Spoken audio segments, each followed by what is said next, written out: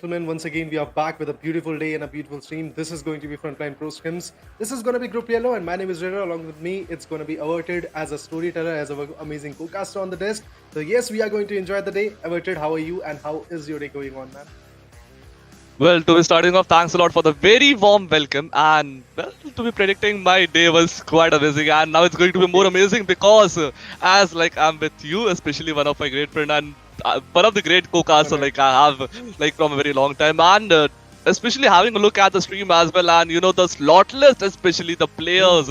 Well, I'm very much curious to know like how is the gameplay gonna be, and I'm already having a look at the chat as well, and I don't see many of the people supporting out the team. So, well, I'm a bit disappointed in that, to be very honest. So I expect the audience to support your favorite teams. Just make sure that is powered as much as you can and cheer up your favorite teams and players. And well, definitely don't forget to hit that like button as well and subscribe the channel and make sure to hit that bell icon as well. But to starting off with. Yeah, but this is going to be Motivated, and with me is Raider definitely as the introductions have been done. And Raider, like, are there any further details to be showcased onto the stream? Well, definitely, I guess we can talk about some beautiful teams which are going to be there right now. For example, we have got 4 Angry Men, and we know how their performance is going to impact the lobby. And definitely, it's going to be quite chaotic to watch out how these guys are trying to perform. But eventually, when it comes to some more teams, let's talk about some more beautiful teams. I guess it's going to be Nova NA. Fury is there. Otherwise, we also have got High Voltage, another beautiful team which can actually put a lot of let's say difficult task for the other teams to actually cope up with. P2K Esports, another beautiful team. Dem Entertainment, they have actually showcased their past in the past that they can actually be one of those teams which has to be quite chaotic, which has to be quite vulnerable in terms of their performance. When it comes to GEEK fam, there is there. NS Redface is also there. Reject is also going to be there. Falcon is going to be there. GK is there. VIVO KD is going to be there. FAZE clan is pretty much there. IHC Esports, as we talk about it, one of the most beloved team is going to be IHC Esports. Xavier is actually going to be there. And apart from that, if we talk about one team, and once again, High Voltage. So these are the top 16 teams which are going to be there in the lobby, and these 16 teams are going to face off each other in different maps, in different modes, in different clashes are going to be there, and eventually they are going to clash for the glory. Apart from that, this is just a practice game, so definitely the people have to practice. Definitely your favorite teams have to be ready for what comes next in the upcoming year as an official tournament. Well, exactly, and we'll make sure to have a look at all those stuff as well. But yep, hello everyone, and to all the audience, like, what do you expect? Like, which team are you predicting is gonna win the very first match of today? Make sure to comment that as well. And I can see like we already have Novi Gaming over here in the chat area as well. I8PK, well, okay, well, I think the audience have already started out spamming out the favorite teams and players. But the stream hasn't started yet. That's going to be just of a bit of delay onto the stream added so that. Definitely for of course some purposes, but yeah, I can see Hyperboy also like typing something out in Korean. Well, to be honest, I love watching Korean dramas and all, but I cannot read that much of Korean. But yeah, definitely like it is somewhat positive at the same point of time. Dhoni Aja 2018, I think you okay. Well, we need to have a look at that as well. Good luck, Team Yellow. So okay, well.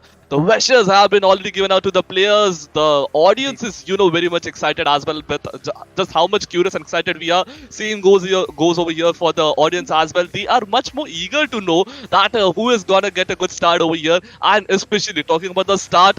The start is one of the most important things because you just land onto the ground, and the first thing that comes into your mind is that to make sure no one is around you to pick up the weapon as early as possible. And if there is an enemy player, just go and kill that player, because like in this game, of course, like in the games, there is no recalling or somewhat feature. So if you are dead, you're completely dead for sure.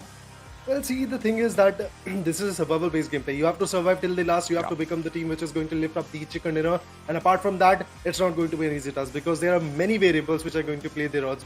PUBG gods are going to be there for sure, which is going to mess around with the tight path, the plain path, and the apart from that, I guess is going to be the first play zone. And after that, how the play zone gets chunked is also something which is going to be quite chaotic. And apart from that, one more thing which is going to be very messy, it's going to be how enemy is going to play. Because many times enemy wants to play passively, so you can easily command that particular fight, or maybe just let's say maneuver your way out of that particular fight. But when it comes to the enemy, and if they are aggressive, if they want to collect the finishes, they want to actually punch you back, so definitely situation is going to be a little bit more different. So yeah, you have to pay your respect to the PUBG gods as well, and eventually be alert of the enemy as well.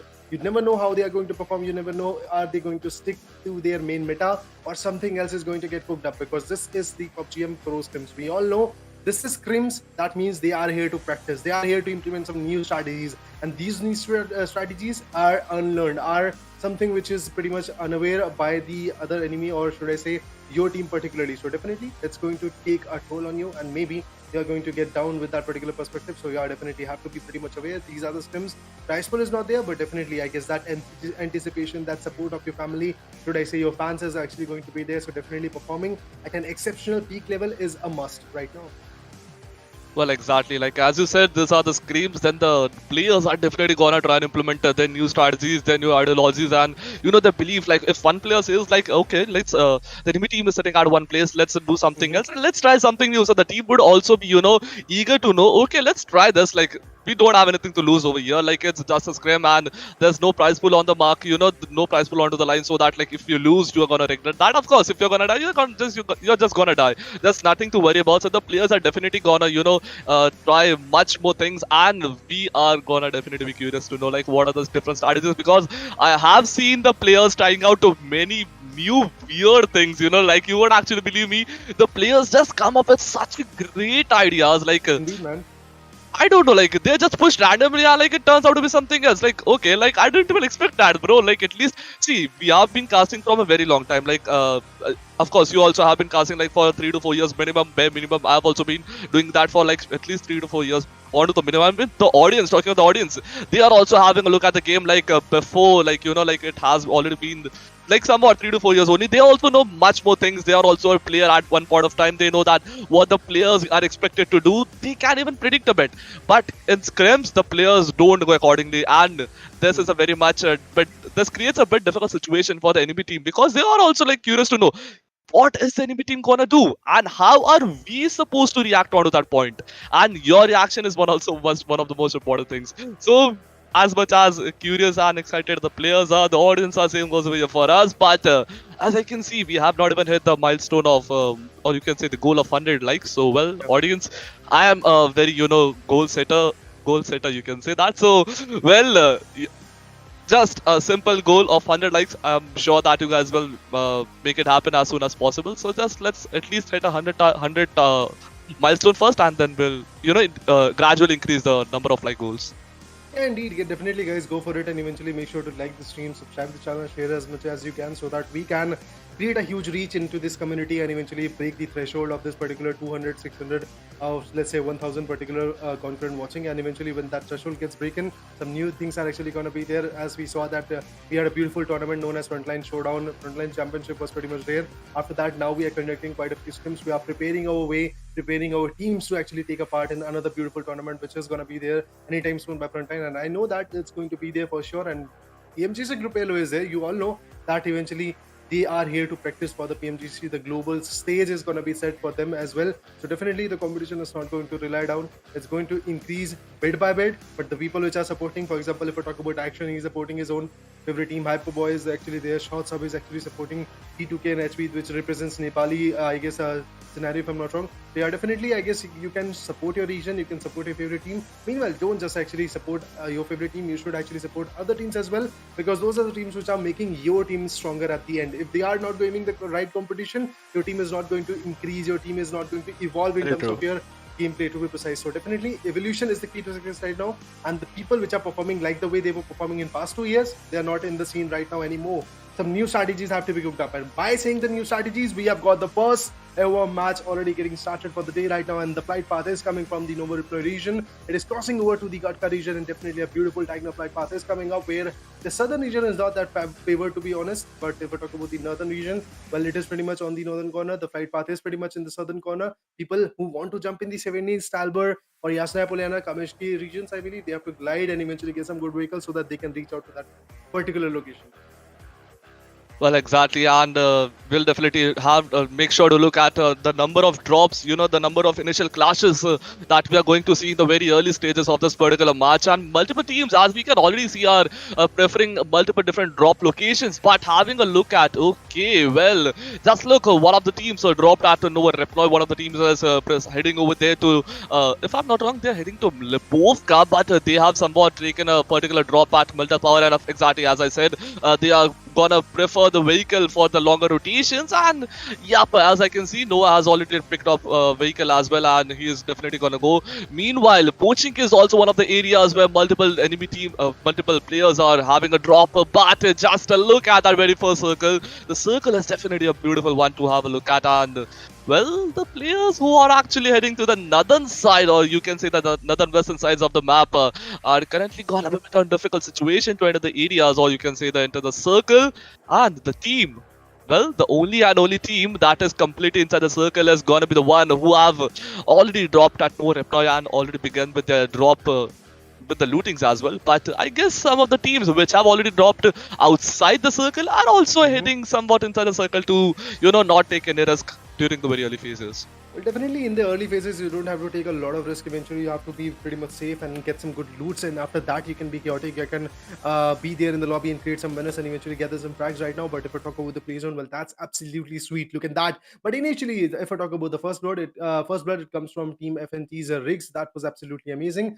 Messi also comes up with a beautiful elimination, and that elimination comes up with a vehicle crushing scenario, and that's amazing. Whenever it actually happens, it is actually one of those auspicious moments for me. But moving upward, moving downwards, to be honest, because the flight path is pretty much chaotic and you can already see the teams are getting scattered here and there. But there are few teams which have actually upheld their positions. For example, if we talk about high voltage, they are actually going to their home drop, which is the Nova Ripner region, and they are completely trying to actually go ahead and loot it up.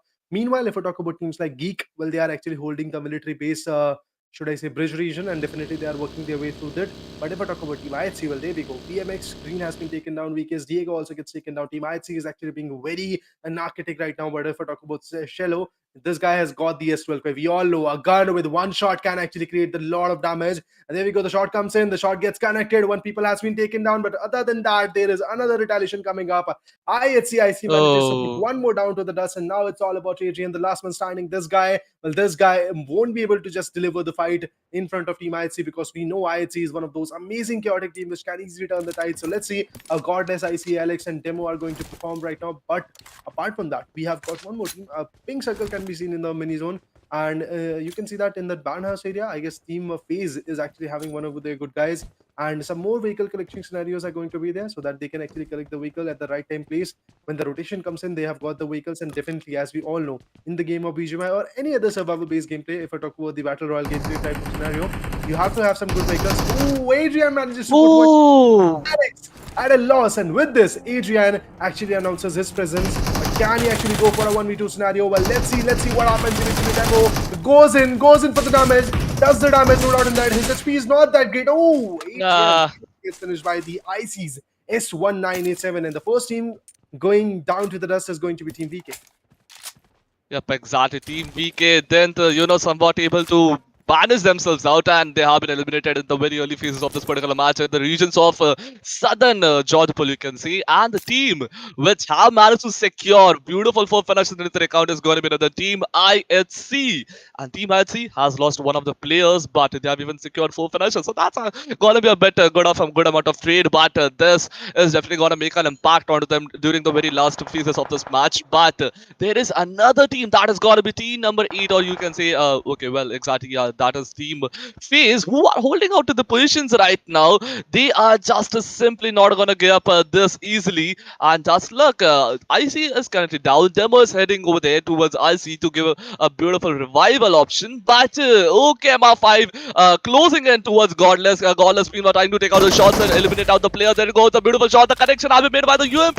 And there it goes. Maze MR5 gets knocked out indeed. And can his teammate manage to pick him up? But I think so. Yep, that's gonna be happening. Team IHC has, the fall of them has coming down, and there it goes. IC has been revived once again. Demo pushing inside. The team is heading towards a fallback, but will they able to go for a fallback? I don't think so. That's gonna be happening in time sooner, because Team FAZE is pushing a lot faster than expected. All the 4 players from Team FAZE are currently surviving, and only 2 players. So this is going to be a bit of a played advantage situation towards FAZE Team FAZE, you can say that, and Team IC. Let's have a look how much time do they survive for more longer. Well, indeed, I guess they are actually getting a lot of damage in the faces, and eventually retaliation is something they have to actually work out with.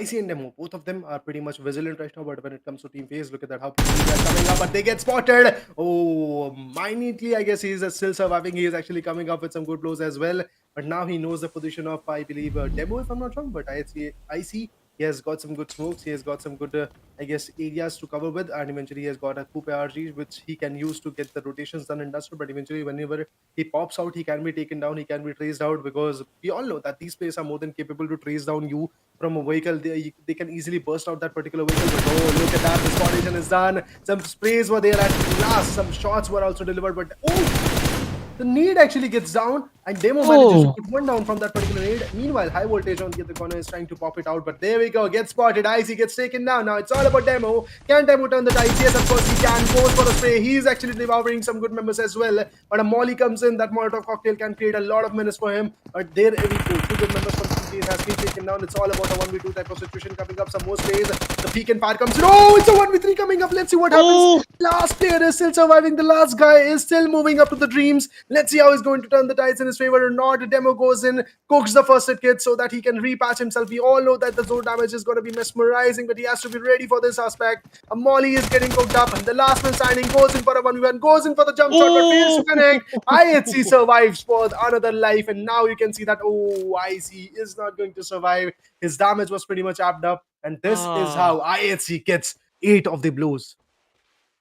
Well, 8 beautiful freaking finishes into their account, and Demo with that beautiful 5 finishes into his account. That was absolutely a very good dominator performance over there, and that was way too aggressive. But having a look over here in the second bridge, you can see the bridge number 2, that is going to be the bridge of Nova Repnoy. Team number 40, that is going to be, if I'm not wrong, HV. Yep, all the 4 players are surviving. They have even managed to secure 2 finishes into their accounts right now, going towards a good rotation. Team number 3, Team NSR, just holding over here. Okay, one of the players, his location has been exposed up. Yup, Sport is going to be the last couple of players surviving from this particular team. IGL has been knocked down. Okay, well, that's IGL. Yep, exactly. That's IGL. He has been knocked out. He needs a revival. But is that possible? I don't think so. That's going to be happening anytime sooner, because Sport has also been eliminated. And there it goes. Well, Team NS REDFORCE have been completely eliminated. And it's going to be Team HP with a 4 finishes into their accounts right now. Having a look at the circle, the zone is shrinking somewhat. The players need to get inside the circle as early as possible. Team number 2, even they are in a bit of troublesome situation, because only one of the players is surviving. And for how much longer can he survive at this particular location? That's going to be a big question, because the players are pushing, the closing in has been occurring, and there it goes. He managed to knock out one player, but there it goes. A beautiful comeback, a beautiful curve fire, and well, another team gets eliminated during the very early stages. The players have been eliminating, like, just how the jingle falls over here. But okay, well, I just forgot. I just lost the word part. Whatever it is called. I will just, whenever I will remember it, I will make sure to pump up you guys with that one. But team number 4, that is going to be Team RC. They are also having a good, holding at this particular area. For how much long can they manage to hold it over here? That's going to be another big question.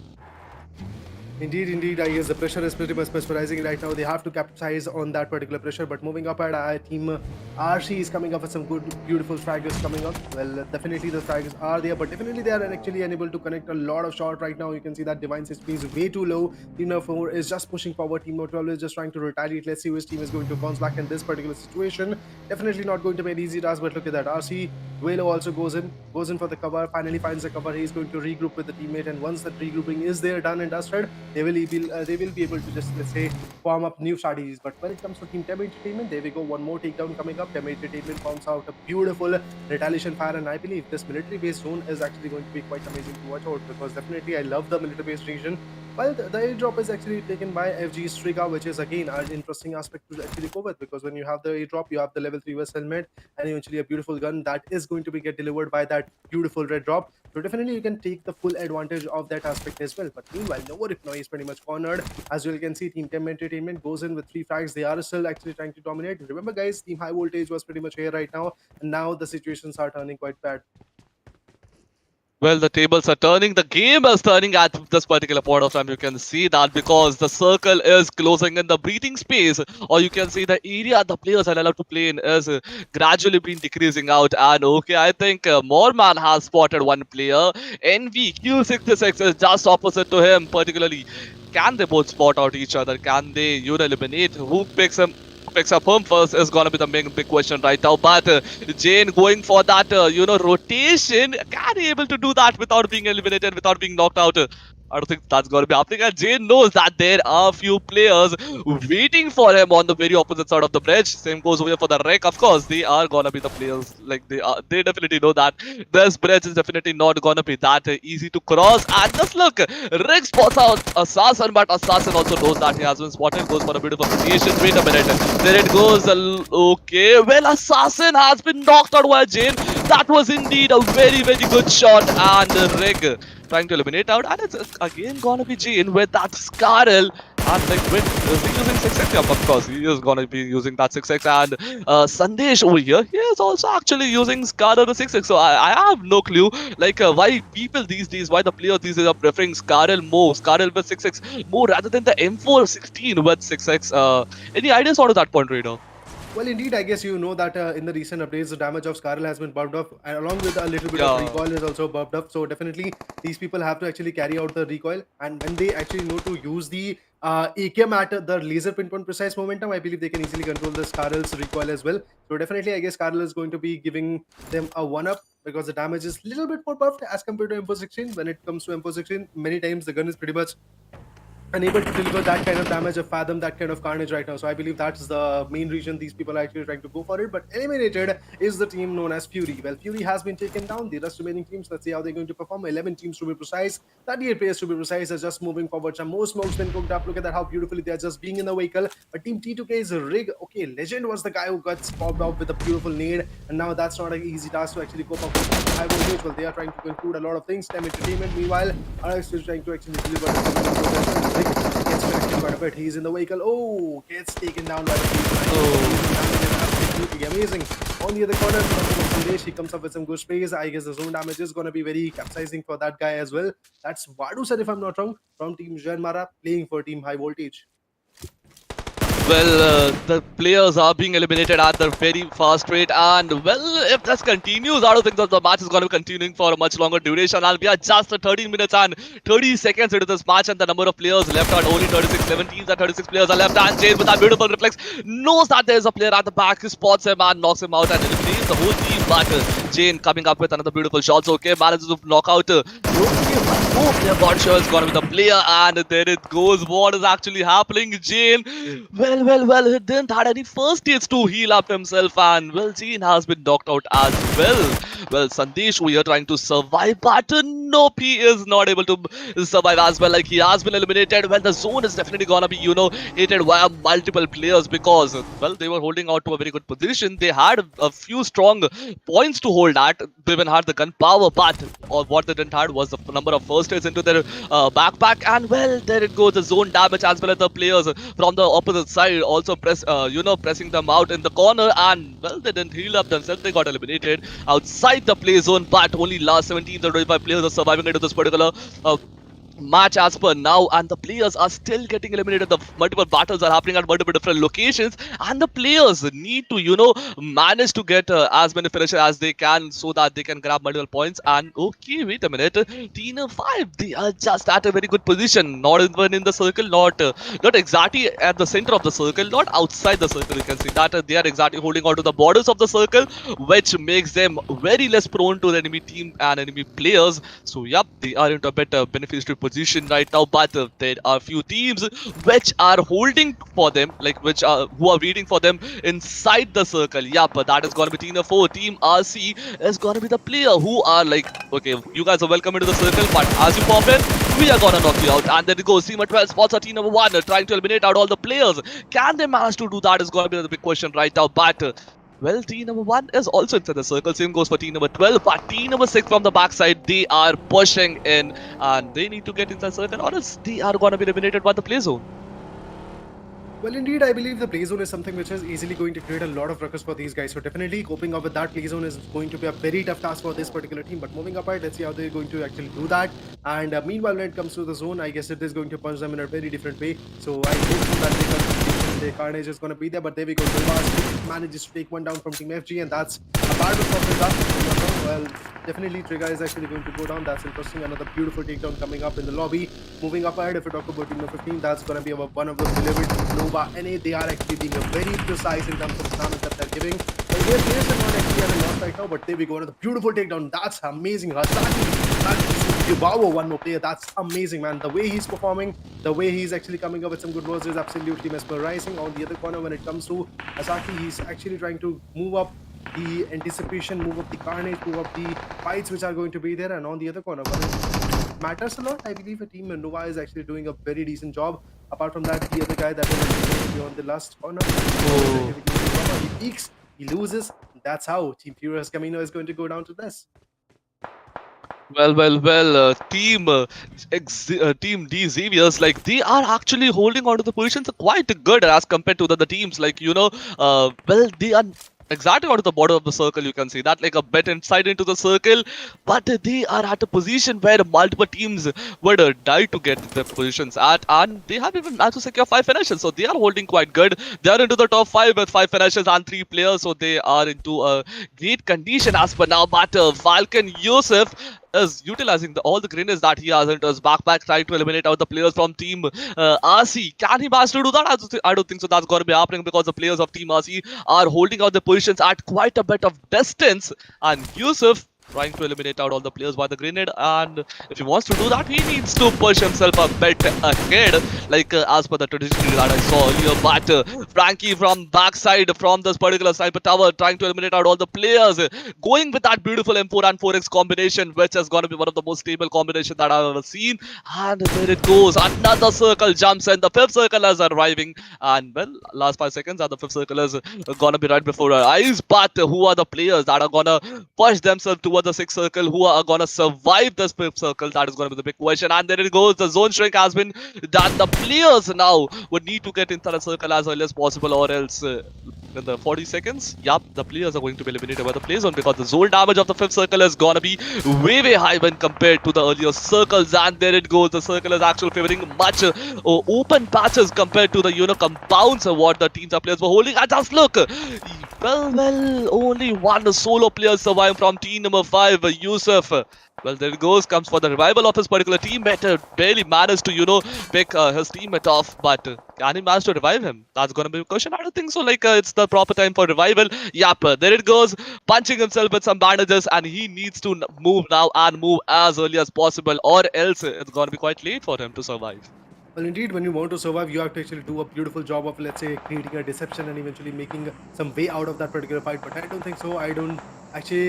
I'm trying in my level best to actually just decipher that how this guy can actually create a decipherations and eventually be in the zone right now. Because if we talk about Team Nova NA, well, they are pretty much on the top of that particular fight. If we talk about Team Falcon, you can see that Yusuf is going to be the guy who is just trying to actually go for some good areas, but eventually the observatory is out of the zone. He has to actually go for some bunker area, but eventually I guess team number 12 is pretty much there. Novas, they are actually going to pinpoint precise a lot of space, so definitely this guy's survival is pretty much complicated right now, but he manages to find a gap. He manages to find an area from and I'm actually loving the way Team Nova is performing right now. Look at the carnage, 8 frags, 0 losses of player, and eventually they are still popping it off. They are still gaining some good popularities, gaining some good points, and we are hitting a beautiful amount of Conqueror views. I guess we are at 1.2k watching, but guys, make sure to like the stream as well, because currently if I talk about the likes, that's only 134. What is happening, guys? Make sure to go ahead and like the stream so that we can give you this kind of content as much as you need. But meanwhile, when it comes to the shots being taken down, as you all can see, the carnage, the fight, the retaliation is on another level for now. We are waiting for the team known as Team GXT. Let's see how they're going to perform. Team number 12, should I say, that's the Xavier, which is also trying to perform. Let's see how they're going to come up with some good blows. But RC gets dumbfounded. Plays are there, but definitely not enough to put them down to the grave. Well, the team Nova NA, they are trying out everything that they have towards themselves, trying to eliminate out all the players from Team RC. But Yep, they managed to grab 8 finishes into their account, so you can see that. But I don't think so. That's gonna be enough for them to grab the winner chicken dinner of this particular match. They need to eliminate as many more players as they can because Team RC is gonna be holding a very good position right now, and well, multiple teams are having a look at them. Team RC not being in a very good situation. You can say that they are inside the circle. They are at a good position, but they are at the position where multiple teams can have a look at them and try to eliminate out that too very easily. So they need to do something, and there it goes. If I'm not wrong, four angry man. The team has been eliminated. Well, last two or four teams are 12 players surviving.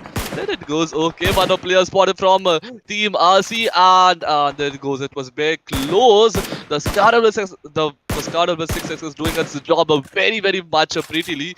And okay, Duck one with the beautiful awesome shots from the Scarlet, but just barely minimally giving out the damage, not able to grab the knockouts or finishes. You can say that for the circlers again, closing in. The players need to get inside the circle now, or else this is gonna be one of the dead end circles from which they are gonna be limited. The carnage, as you said earlier, the rampage, the aggressive dominated performance from all the players are at the peak right now. They would need to, they are willing to grab this match into their account. So you can say that into the pockets. The winner with a chicken dinner is just right before their eyes, but who can get that is gonna be the next $1 million question. You can say that. And well, even the audience, as much as curious we are, like as I'm saying it from the early, like before even the match started, the same goes for the audience. They are also eagerly waiting into the chats to see who is gonna win this particular match.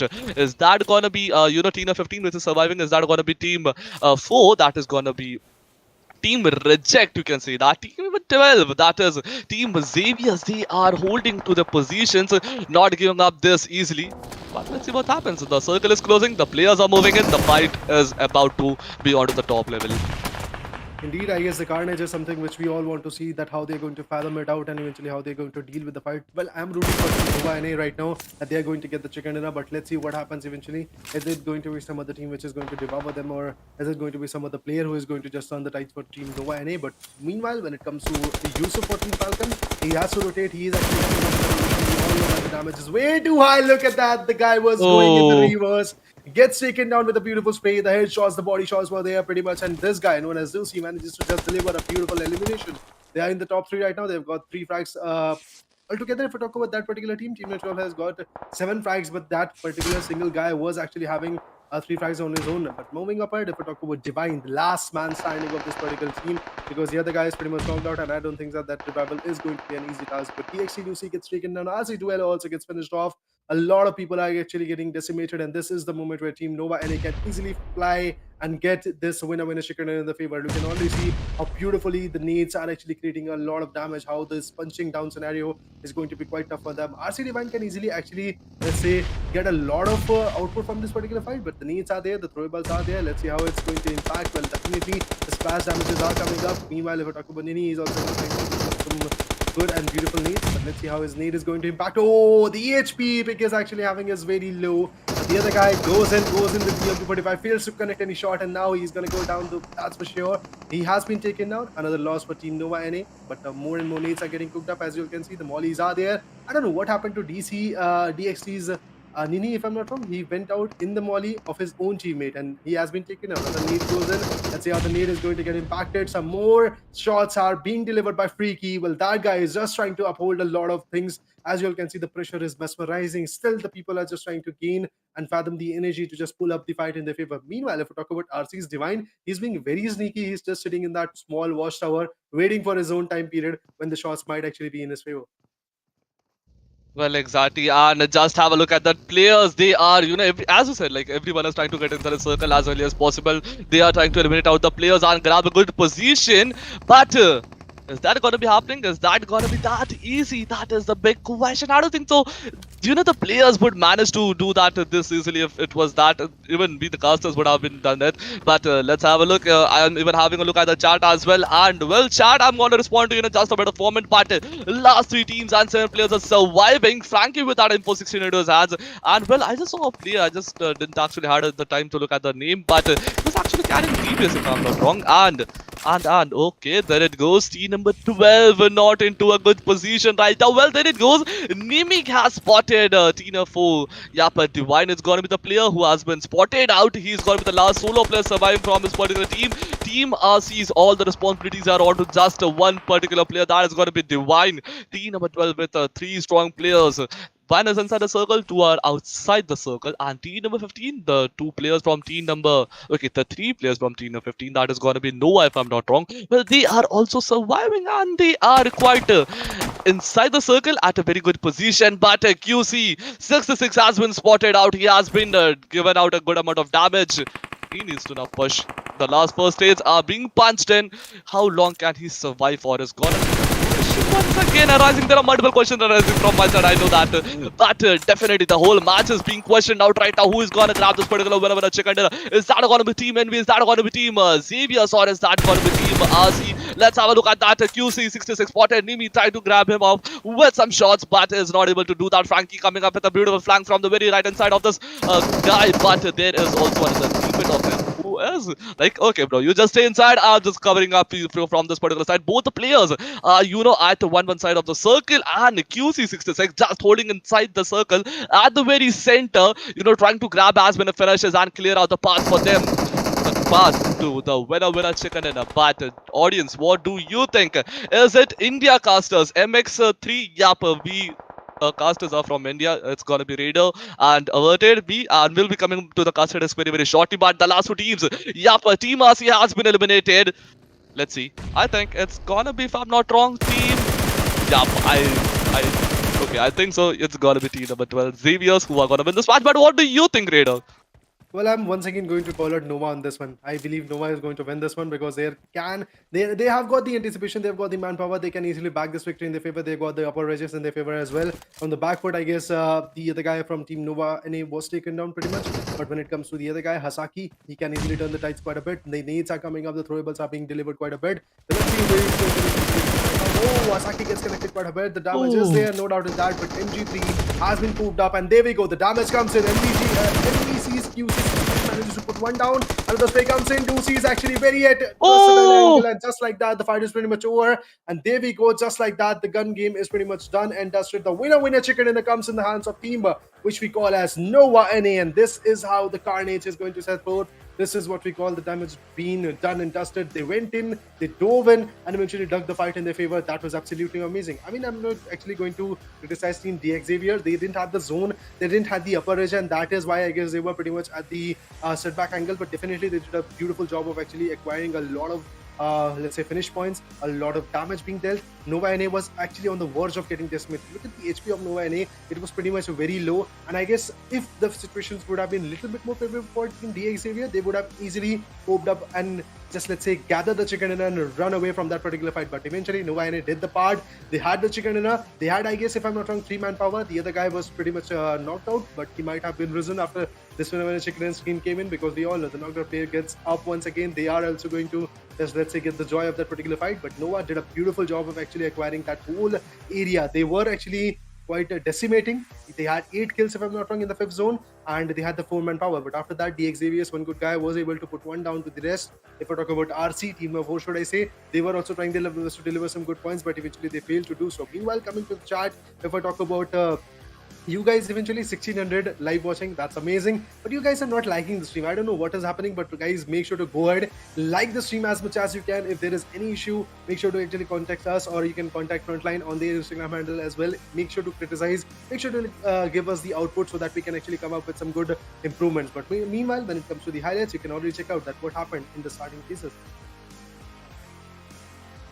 Well, exactly, and just look at during the very early stages of this particular match, it was Team I eliminate out the beautiful other teams, and well, it was Team FAZE also whom pushed, but well, they managed to survive. And Team I, if I'm not wrong, they were the team who got eliminated. Yep, if I'm okay, well, let's have a look at the highlights as well. But audience, as I can see, you guys are not hitting that like button, so please make sure to hit that like button as much as possible, and make sure to share the stream as well. And well, Dol Galan, Nepali voice, so well, okay, well, we are not from Nepal, to be very honest. We are from India, but that's nothing to be worried about. And yup, as you guys can Well, the stream is quite bit delayed, but the highlights have been already. And if you guys have just joined, so let me just rewind up everything for you guys. But this match was absolutely a very good one. A dominant performance from all the teams and players, and there it goes. A few of the teams that got eliminated are here. The few of the fights that you would actually want to have a look at are just being showcased to you right before your eyes.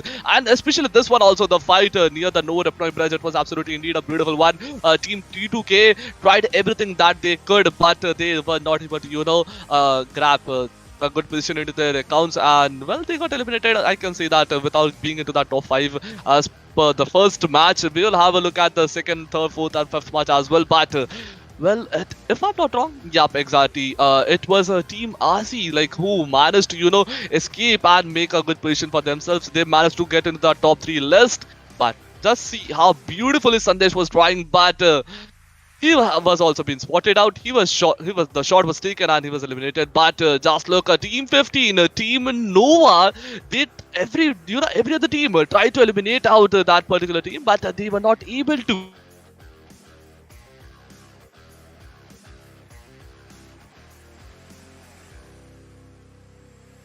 Well, I believe the carnage, the fight, the aggression was something which was quite mesmerizing. Moving up ahead, if I talk about Team Falcon, well, they did also a beautiful number in that location as well. Yusuf was the last man standing. Look at that, how beautifully he was just trying to actually go ahead and eventually at a reverse pace, he was trying to drive out of that equation, but he fails to do so. He was taken on quite swiftly from Team Xavier, but meanwhile, when push from Nova and he came in for Team Xavier, look how beautifully they were able to retaliate with that. Pick was taken down at that exact moment. Pick with that DP28 was taken down and eventually being finished off, and after that RC Divine also gets finished off. He was the last one standing, you guys remember, from team number 4, that was RC.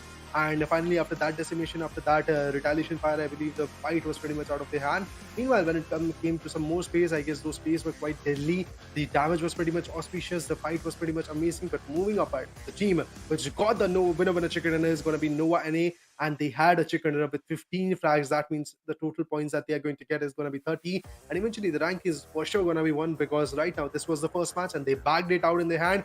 2,576 is the right amount of, let's say, damage that they actually forecasted. Moving up ahead, let's talk about the MVP. Who is going to be the MVP? Well, from the Pro Scrims, day number 5, match number 5, I believe it's going to be Nova's Hasaki, and with 5 elimination, damage of 887, 6.06 MVP points is going to get credited in his account, and the team contribution was still at 33.33%. The longest elimination that this guy actually caused was 271 meters. That means Hasaki, the guy, the myth, the legend, was able to have 5 amazing eliminations, but still the team contribution was 33.33%. That actually shows that Nova NA was able to gain a lot of more points and eventually deliver a lot more, let's say, spirited fights in their favor, and that was quite mesmerizing, to be honest. But moving up ahead, let's talk about more and more details. Guys, a small correction for you. This is Pro Sims day number 1, match number 1. So let me remind you once again that this carnage, well, it won't go down anytime soon. The fights are going to be very auspicious right now. So let's see how these fights are going to get covered up. Moving up ahead, if we talk about the overall statistics, the Pro Scrims,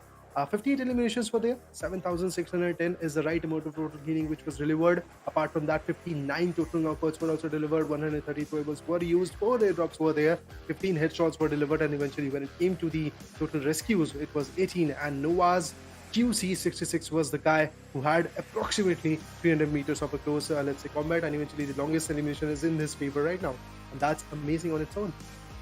So yeah, moving up ahead, let's figure out what more are the details that we are going to witness for the day right now. Match summary is pretty much there. Pro Scrims, as you can see that IHC demo was the one with the highest amount of elimination. Highest damage was pretty much in the hands of Nova's Hasaki, and you can see that it is pretty much 887 highest assist. Well, that's RC Divine. For you guys, the assist coming up from his corner, he didn't have any kind of eliminations if I'm not wrong, but yeah, the assist that he gave his teammate was absolutely amazing. Highest knockouts were given by Nova's QC66, and that's 6 in number, to be honest. When it comes to the longest elimination, it was once again bagged by the guy from Nova, that is QC66. That's interesting. What a beautiful gun game coming from the particular corner. But moving up ahead, these are the match summary for you guys. Now let's talk about the match ranking right now, guys. We had only 1 matches to go. Right now 4 more matches are going to be there, and eventually with the passing of the first match, you can already check out that Nova NA is on the peak, or should I say on the top. The Xavier are following it up with 20 points. They are the runner-up of this particular match. Reject Scarlet, or should I say Team RC, they are having 13 points. Team Falcon had 13 of their own. IHC Esports had 9. Angry Men had 8 points. High Voltage had 6. Team Entertainment with 5 points of their own. T2K Entertainment, T2K Esports, to be honest, had 5. Same goes for Team Entertainment, as you all can see. US Gaming, if I talk about that particular team, they went out quite early. They had the points only for the placements. They didn't have any kind of track, and that is something which worried me a lot. Apart from that, one team had 2 points, shooting with 2 of their own. Eastcan with 2 points, VIVO KD with 1 point, and eventually GEEK and the other guy, REDFORCE, had 0 points. So these are the 2 teams which went out quite early, and eventually you can see that how that particular elimination is going to face them off in the standings. Eliminations and damage chart can easily showcase you that which were the teams which were pretty much consistent in terms of their elimination and the damage as well. Look at Nova NA right now. Look at the stats that they're going to actually project for you guys. A beautiful domination indeed. Moving up ahead when it comes to Team GX, they had 8 of their own, and the damage is also very amazing. So Team Xavier, they did a part, they did an amazing job of actually acquiring some good points. IHC had some beautiful frags as well. They had 8 frags and damage of 1282. That means they were able to capsize a lot of frags as well. Apart from that, when it comes to Falcon, they also did a beautiful part. Head-to-head is pretty much here in our faces right now. You can see that Nova NA versus Xavier is going to be the head-to-head. 15 is the right amount of elimination that Nova gathered in this particular match. When it comes to Xavier, they had only 8. Winner chicken is going to be only 1. That means, yeah, definitely it was pretty much capsized by Nova NA. Average damage is going to be 2,576. Average survival time, you can see that it was slightly more in terms of the Nova NA. Let's say 20-25 seconds, that's all. Headshots, if I talk about that particular criteria, 3 headshots were delivered from Nova NA. Utilities used was pretty much higher, and eventually when it comes to the total points, we can see that 30 is the right amount that Nova had in their favor. When it came to Xavier, they had 20 points as well. So eventually, last 4 matches, should I say, the upcoming 4 matches are going to be very crucial for Team Xavier, and those are the moment where if Nova manages to get disbalanced, or should I say some other team manages to capsize that particular team, I guess it's going to be a very let's say glorious moment for Team Xavier to gain some good points. So yeah, that is going to be the case. Moving up ahead, this was the head-to-head. We saw all the details coming up in our phases. Right now we are actually waiting for the next match to get started as well, so that we can witness the carnage coming up in that one as well. But overall standings, would love to see that the team which is actually going to be on top right now is going to be Nova NA. So definitely they did a beautiful job of actually acquiring a lot of points in their favor. They were pretty much amazing in their aggression. They were pretty much amazing in their type of fight. But moving up ahead, let's talk about some more people which are actually on chat. 1,200 people are still here right now, only 230 likes. I'm actually a bit sad about that particular perspective. Ashwin Raj Bomshi is actually asking, is HV playing Pmgc League, or what the reason? Well, they are actually just trying to be the one who is easily going to have the practice, or should I say they can easily retaliate with the fights. And Arya Yadav is actually saying he's playing in Nova for practice in Pmgc because he's the 5th player. 4 AM has 4 player already. Okay, I guess a lot of crucial details are there with you guys. So definitely guys, make sure to support all the teams which are going to be there right now, and support every single player, because I'm trying to fathom that how these people are just trying to deliver these kind of amazing flows. Let me remind you once again how many teams are there. Total 16 teams in the Pmgc Scrims. This is Pmgc Group Yellow, to be honest. Well, we have got 4 Angry Men.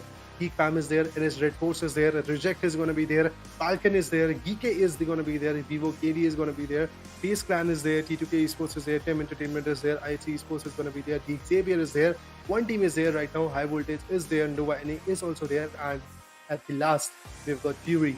Well, eventually, let's see how this next match is going to go on, and how the performance is going to get delivered is something we all want to right now know, and let's say, just fathom that how the fights are going to get delivered, because the first match is pretty much over. Nova NA has maintained their legacy, and they showcase that they are the one who can easily turn the tides in their favor right now. But right now we are going to take a short sneaky break, and then again we'll be back once again with the carnage of this Frontline Pro Scrims, and with this Pmgc Group Yellow is going to be get revived in the next match. That could be Miramar. So yeah, stay tuned, and we are going to be back with a break.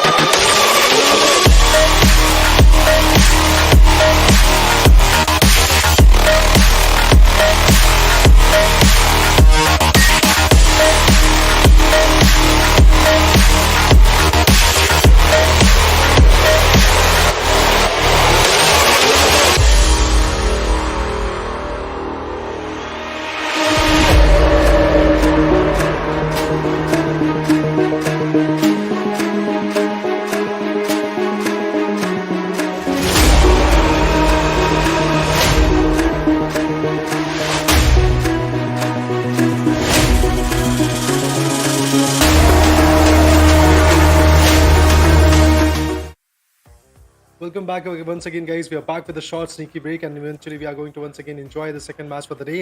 So let's see how this particular matchup is going to go on, and eventually the teams are going to be pretty much same for the next 4 matches, and definitely I guess the competition is going to be same, but I have to see that how the people are going to evolve. Now they're going to pull up some good spirits, and eventually how they're going to perform in the lobby as well. We have a lot of people right now in the live chat commenting and supporting their favorite teams, but make sure to actually go ahead and support us as well, Frontline Esports. Make sure to subscribe the channel, make sure to like the video and share as much as you can. Well, exactly, and the first match, like, well, it went quite well, but the players, they are definitely, showcasing out a very strong gameplay, but I guess there's a bit of change in the lineup as well, and we'll need to have a look at that. But audience, yep, as I'm already having a look at the stream, and the number of likes I'm seeing is quite low, so make sure to hit that like button as well, make sure to subscribe to the channel, and share it as much as possible, but yep, definitely, the matches are going to be very, very much better as compared to the first one. The first one was already a very beautiful one. The players, gave it everything, and the way it ended was absolutely amazing. But at the second point of time, the second match, like, I guess if I'm not wrong, it's going to be the map of Golden Stars, or you can say the map of Miramar. You need to have, make sure to have a look at the schedule as well, the map schedule as well. But what are your expectations, Raider, like, according to the second map? Well, as we all know, the Miramar is the map of Golden Sands, and eventually the ridges are going to play a very vital role. The compounds are actually going to be very auspicious to go with. My favorite place to drop in is going to be Pecado. Let's see where the teams are actually going to jump in. Is it going to be Lost in his favorite zone, or Puerto Paraíso is going to get favored, or Impala is going to be there, San Martin fights are going to be there. So definitely a lot of ruckus is going to be there in the particular map as well. So I know Miramar is going to be one of those opportunistic map where the people can easily go ahead and attain some good points and eventually bag this winner with the chicken in their favor. Because if Noah NA manages to get this one also in their favor, they will be unbeatable in this particular series, in this particular Scrims. To be honest, the number 1 is already going to be in their favor, because right now the first match, the way they dominated, the way they maintained their aggression was absolutely amazing. I'm actually rooting for teams like IHC, Esports, or should I say High Voltage is there, T2K is there, 4 Angry Man is there. Quite a few teams are there which can turn the tides in their favor. But meanwhile, at this exact moment, the team which is competing and which is gaining some good points is going to be the team which we know as Nova NA, to be honest.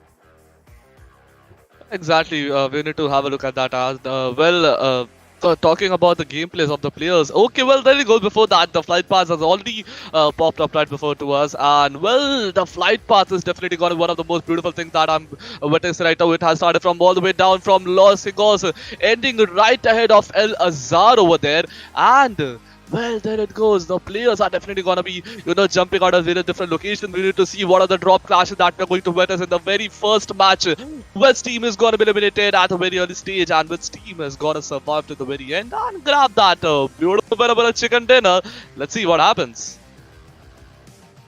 Indeed, in order to actually, let's say, bag that pyramid chicken, the people have to actually go for their favorite locations, be it Pecado, be it San Martin or El Pozo. When it comes to that particular location, they have to glide and eventually get some good vehicles so that they can rotate and eventually manage to have that location in their favor. But it's not going to be an easy task for sure. As you can see, some, should I say, southern western regions, or should I say, areas like Prison, Wala Del Mar is pretty much favored by one of those teams that could be FN, if I'm not wrong. I'm actually failing to recall the name, but yes, of course, the team peoples from Team FAZE are actually jumping in the Pecado region, and that's quite amazing in its own way. Well, the zone is actually favoring the Los Leones as well. A lot of teams are jumping in that region. As you can see, one good team is going for the Puerto Paraíso region. The other teams are also trying to just deliver and attain some good points in their favor as well in the Los Leones compounds.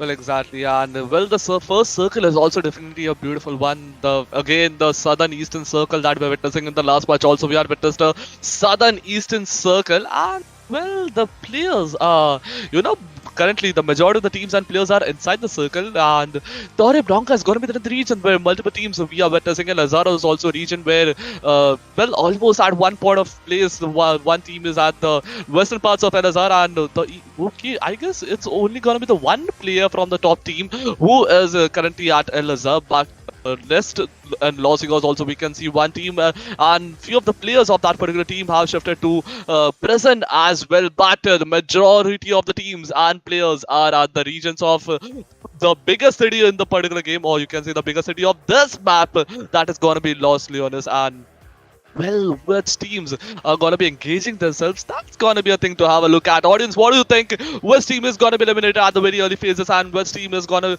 win this particular winner chicken dinner of this match? Make sure to, comment down in the comment section. Let's see what are your predictions for this particular match. But the last match was indeed a beautiful one for Team NV. But in this match, let's have a look. Well, indeed, I guess the frags are something which we have to actually check out. But right now, currently in the initial picks, initial circle, I don't see a lot of clash coming up. Eventually, when these dots are going to be pretty much close to each other, I guess the clash might actually come in. But in the northern western region, northern eastern region, to be honest, we have got Yara Branca region where some more teams are jumping. Along with that, Campo Militar is actually going to get capsized by one player as well. So Power Grid is also going to get looted. So definitely a lot of places are there. But the main goal of these people are going to be that we have to loot. We have to get the we have to let's say just gather some good utilities so that we can retaliate whenever the fight comes in. So definitely they are going to go for that, and I'm actually surprised to see that there is no clashes coming up right now. There is not even a first blood coming up in the lobby, and that's something we have to actually work on. But meanwhile, Los Angeles could be the area where the first fight might actually pop out really very soon.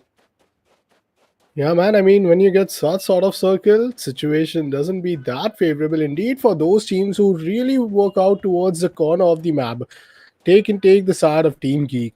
Running all the way towards the crows there. Well, let's see how situation is gonna pan out for them. For now, no early fights. All 16 teams well alive, taking their loot to the best of their time, and also trying to make sure that they get a well balanced weaponry as well. Arsenal is going to be really important, as you know, it's the map of Miramar. You're often going to tend to have those mid range fights, or most probably those short range, DMR action. So I want to see how the Arsenal looks for most of the players out there. Looking out for Team High Voltage to make literally their best performance in this map, at least from what they had in the earlier one. But hey, unless it is Team Envy who is going to be surrounding the entire map, you got to say, you can't really predict anything because it's the zone which really plays the game with the players. Well, definitely, I guess this is going to be quite vital for these people. The rotations are going to be very vital, and eventually, right now, the first zone is about to go down really very soon. You can already see that blue marker coming up in the mini map. So definitely, the people have to consider that where they should actually dive in, from which location they should actually rotate, and where is going to be that compound which they can actually make out as their safe haven. But now, when it comes to 4 a.m., they are actually being very docile right now because this is Team 4 Angry Man. I expect a lot of fight coming up from their corner. In the last one, they went out quite early, but in this one, I hope so that their fights are going to be pretty much amazing and they might be able to gather some good points. Meanwhile, guys, you can also check out the live status, and apart from that, you can also check out that how these people are actually ranking in the leaderboard. Nova Reborn, Nova NA, to be honest, is actually going to be on top. As you can see, 30 points is what they are holding right now. And apart from that, the Xavier is going to be another beautiful team, which is pretty much close to catching up in this particular fight in the favor. Meanwhile, when it comes to Tem Entertainment, they have got the Lost Winners in their cover. They're looting it up. They're gathering some good pickup shots so that they can rotate. And meanwhile, Bevy is trying to go for those mini 14 tap shots. And we all know it's not going to be that easy to connect those shots. He has got the 4x, which is not that optimizing in this particular long range map. So yeah, definitely he's going for it. He's just trying his level best to attack and maybe damage out the enemy's vehicle. But is it succeeding? Is it actually a successful attack? That's what we have to check out. Surely, man, surely. But one thing which I really want to ask you, Raider, is that after the first map of Erangel, like, Yeah. you've had a wonderful run within these Battle Royale matchup. But which team do you think that will get that advantage, will get that momentum from the previous matchup? Because it's the map of Miramar, there are going to be so many stealth changes. There are going to be so many changes in terms of the rotation, especially when you have such uneven, lands. We're going to just keep on rotating, and the zone itself plays such a big role towards you and your success to gather more and more number of points. Which team do you really think will get that advantage, and which team do you think will might struggle a bit? Because I see so far the Team High Voltage are still being their part, but as soon as I say that, there's a fight happening all the way towards the side of Los Leones, and this time two down players are already struggling a bit. Kill being confirmed from the side of Team RC. Oh, this looks a bit bad, and this looks a bit unfortunate. Well, you guys remember, I'll come to your question very soon, but before that, we are actually watching a fight right now, and you can see that Reject Scarlet gathers 2 good frags in their favor, meanwhile losing 1 good player of the team. But meanwhile, coming to the question, well, the question that you asked, that which are the teams which can manipulate their performance which they had in the first match and come up with some good strategic points in this one, I believe Nova NA can be one of those teams, and the Xavier is also looking strong enough, but if you talk about their live status, 2 good players from that particular team has been taken down. So would like to go with Team Nova NA. Let's see what happens eventually. And the damage from IHC is already coming up. As you can see, this was the team which I was talking talking about 250 to be honest, and they are already getting a lot of damage in their favors. Oh, another beautiful Thompson spray coming from Pic's corner. IHC's IC been taken down. Remember guys, in the last one IHC went out quite early, and in this one the fate seems to be actually getting just right. Surely, man, but I'll say a bit expensive for both the teams, isn't it? Because both of them did got some casualties. Nimi, on the other hand, now want to boost up just a little bit, down to 75% of HP. 4 players from the lobby are already down, but look what's up from the side of Alex team. I'd see one of the finest team when it comes to consistency. They have also lost IC, surrounded from side of Team NV. Let's see how situation is going to pan out for them, because they are up against Novas, and you know that Team Nova, oh man, they are just another team, another beast out there.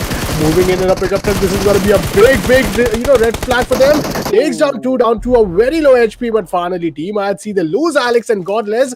This leaves us down to only one player, who's going to be Demo. Demo, will he go up and play that revenge fight, or would he want to go and play a little bit too passive?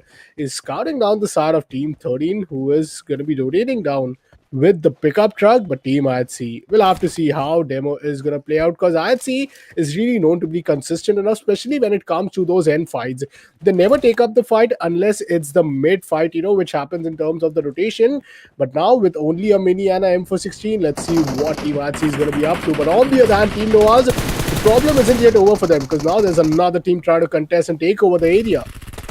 And indeed, I believe the contestment, the third parties are coming up, and there we go. Nova is actually trying to deliver some good points in their favor, and you can see that the third frag is about to happen. Two members from Team Nova has also been taken down, but one Esports can they actually deliver the fight. Look at the space being delivered. If we talk about that's the newest addition, I believe, this particular team in this second match. The Molly, some actually damages are coming up, but definitely not enough to put the guy down. He's going to repatch himself. He's going to get that fight delivered in his favor. Let's see what happens eventually. When it comes to elimination, this guy's pretty much empty-handed. He has to open up his account. One good guy known as Pick has been taken. And oh, what was that spray coming up from the smoke? Through the smoke, he was able to deliver.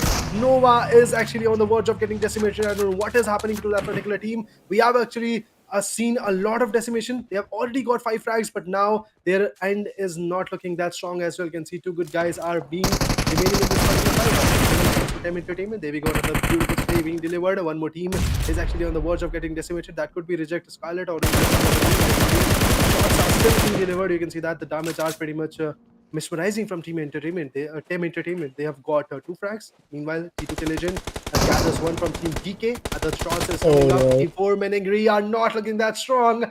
WWX is the other guy which is still surviving. And if we talk about Ding Chang, let's see how he's going to res out his teammate or bring back the glory for the team, because now the push might be coming up anytime soon. The utilities have been baiting out, nades back and forth. Quinchin trying to make sure that he gets his teammate at least back to give them a fighting chance. But look at Sandesh. Now Team T2K really trying to rotate near the side of Lost Leonis, as I told. The entire circle is going to make a big impact, but Team High Voltage, Assassin comes up on stop, rejects Scarlet, get eliminated at the 15th position. But Legend, he did try to make a spray, but that M16, it isn't that great. I'll say you that with the 3As, man, these players really got some skill to use it. That too, at least in this sort of fight, Team GEEK are really trying to make sure that they get a little bit aggressive, because the sounds which they are hearing of the weapon, it seems as if, there's a bit of a weak arsenal onto the top of Team High Voltage. But now, with only Jiggle left with a single, I'll say, vehicle, let's see where is he going to move. Some of the fist action as well we are spotting all the way towards the kill feeds. Team T2K Jane gets taken down. Legend is still being surrounded by players. He is surrounded by a lot of fear, and how is he going to manage to keep himself this stealth is the question. Tries to spray down, spots himself, UMP on action, but no, he does not get successful enough. Well tried from Legend indeed, but at least if there was some backup from the side of his teammate, it would have been a bit doable. Indeed, I guess if I'm not wrong, Rig was trying his level best to deliver some shots, but look at the gun that this guy is actually holding. He has got the AKM. We can't actually use the AKM in the long range and eventually provide a cover. If he had some good smokes, if he had some good scopes, and along with that, M416 would have been there, or Scarlet would have been there, it would have been a great blessing for the team. But now T2K has to just retaliate and eventually just, let's say, fall back right now, because they've got the dual-man surviving. They have to actually go for some good points. Meanwhile, Lawson is becoming the hub of the fight to kill that. 4 Angry Man is surviving. Another beautiful team is coming up. Nova Reborn is also trying. Nova NA is actually trying to gather in that location. T2K, GEEK are actually fighting in the upper corners of Labinta, so definitely they have to rotate as well. So a lot of teams are just trying to uphold the survival. But GEEKAY gets spotted, but the damage is being delivered. Oh, damage was there, not enough to put him down, and now Rick faces another life of, let's say, criticism right now. You can see that some more shots being delivered. Mikko is also coming up from the backcourt. Some more shots, some more DBS connections are going to be there. But can he actually put down that guy which is coming from the pickup truck? If he manages to put him down, that can be a very risky downward for the team. Oh, the stage of Windows got besides the. Still, Ring manages to take him down, but now Rick's survival is going to be questioned. And look at that, one more player from. Ooh, what is happening? Team GEEK is about to go down.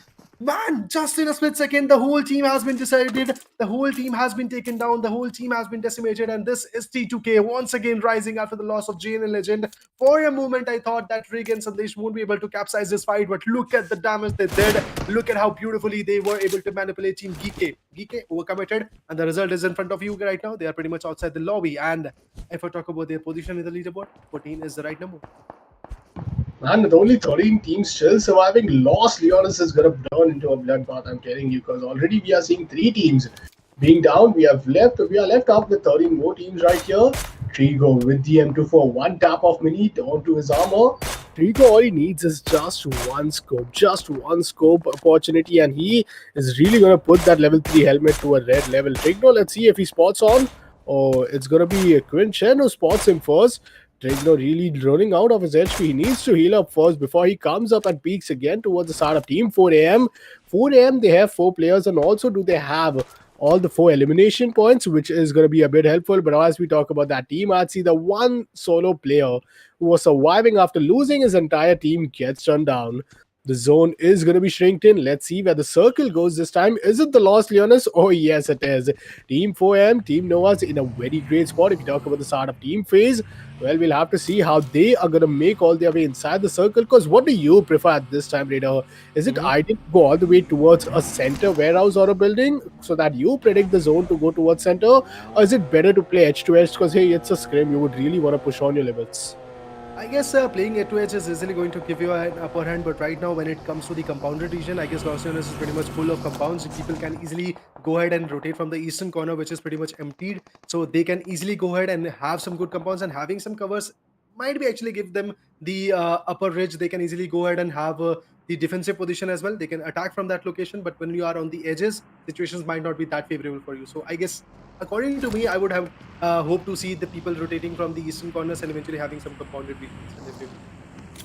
Well, let's see what the teams, supposedly, I feel FAZE especially choose, because if you talk about numbers, right, 4am up with 4 scored. Team FAZE, same goes for their side, and also the side of Team VIVO Kid. So we'll have to see how situation is going to be for all the teams with only dual players surviving, because now it's more of a duo versus trier versus a squad in this entire lobby. We have the top 10 teams, top 30 players surviving. Los Leones still a fight between Team NSR and the side of Team TM, who are kind of, being kind of close to each other. TM Entertainment.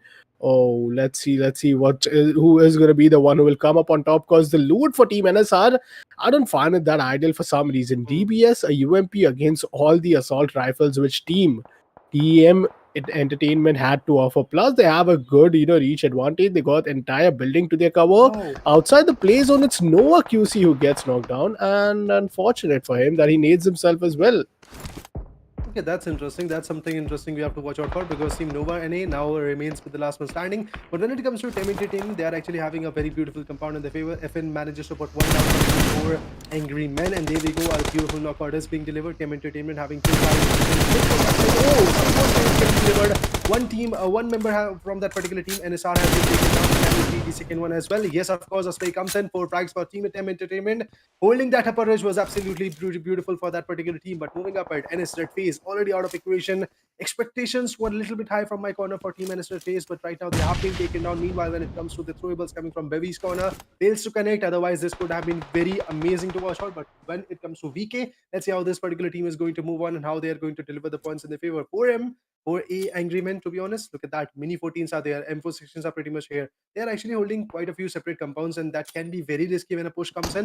Right now, it's 4 zones, so they can play a little bit more longer. Let's say 1 or 2 minutes can be there in the favor. After that, when the fifth zone comes in, it's going to cut short a lot of area, and then these guys are actually going to have a lot of trouble in their faces. But moving up ahead, GEEK Xavier. Remember, guys, this was the team which had, I guess, a decent amount of finishes, and they acquired the second position in the previous match. So definitely, they are here to go for the chicken dinner. They are here to actually deliver some good fights in their favor. But let's see how they're going to do it, because GEEK Xavier is also losing the manpower quite a bit.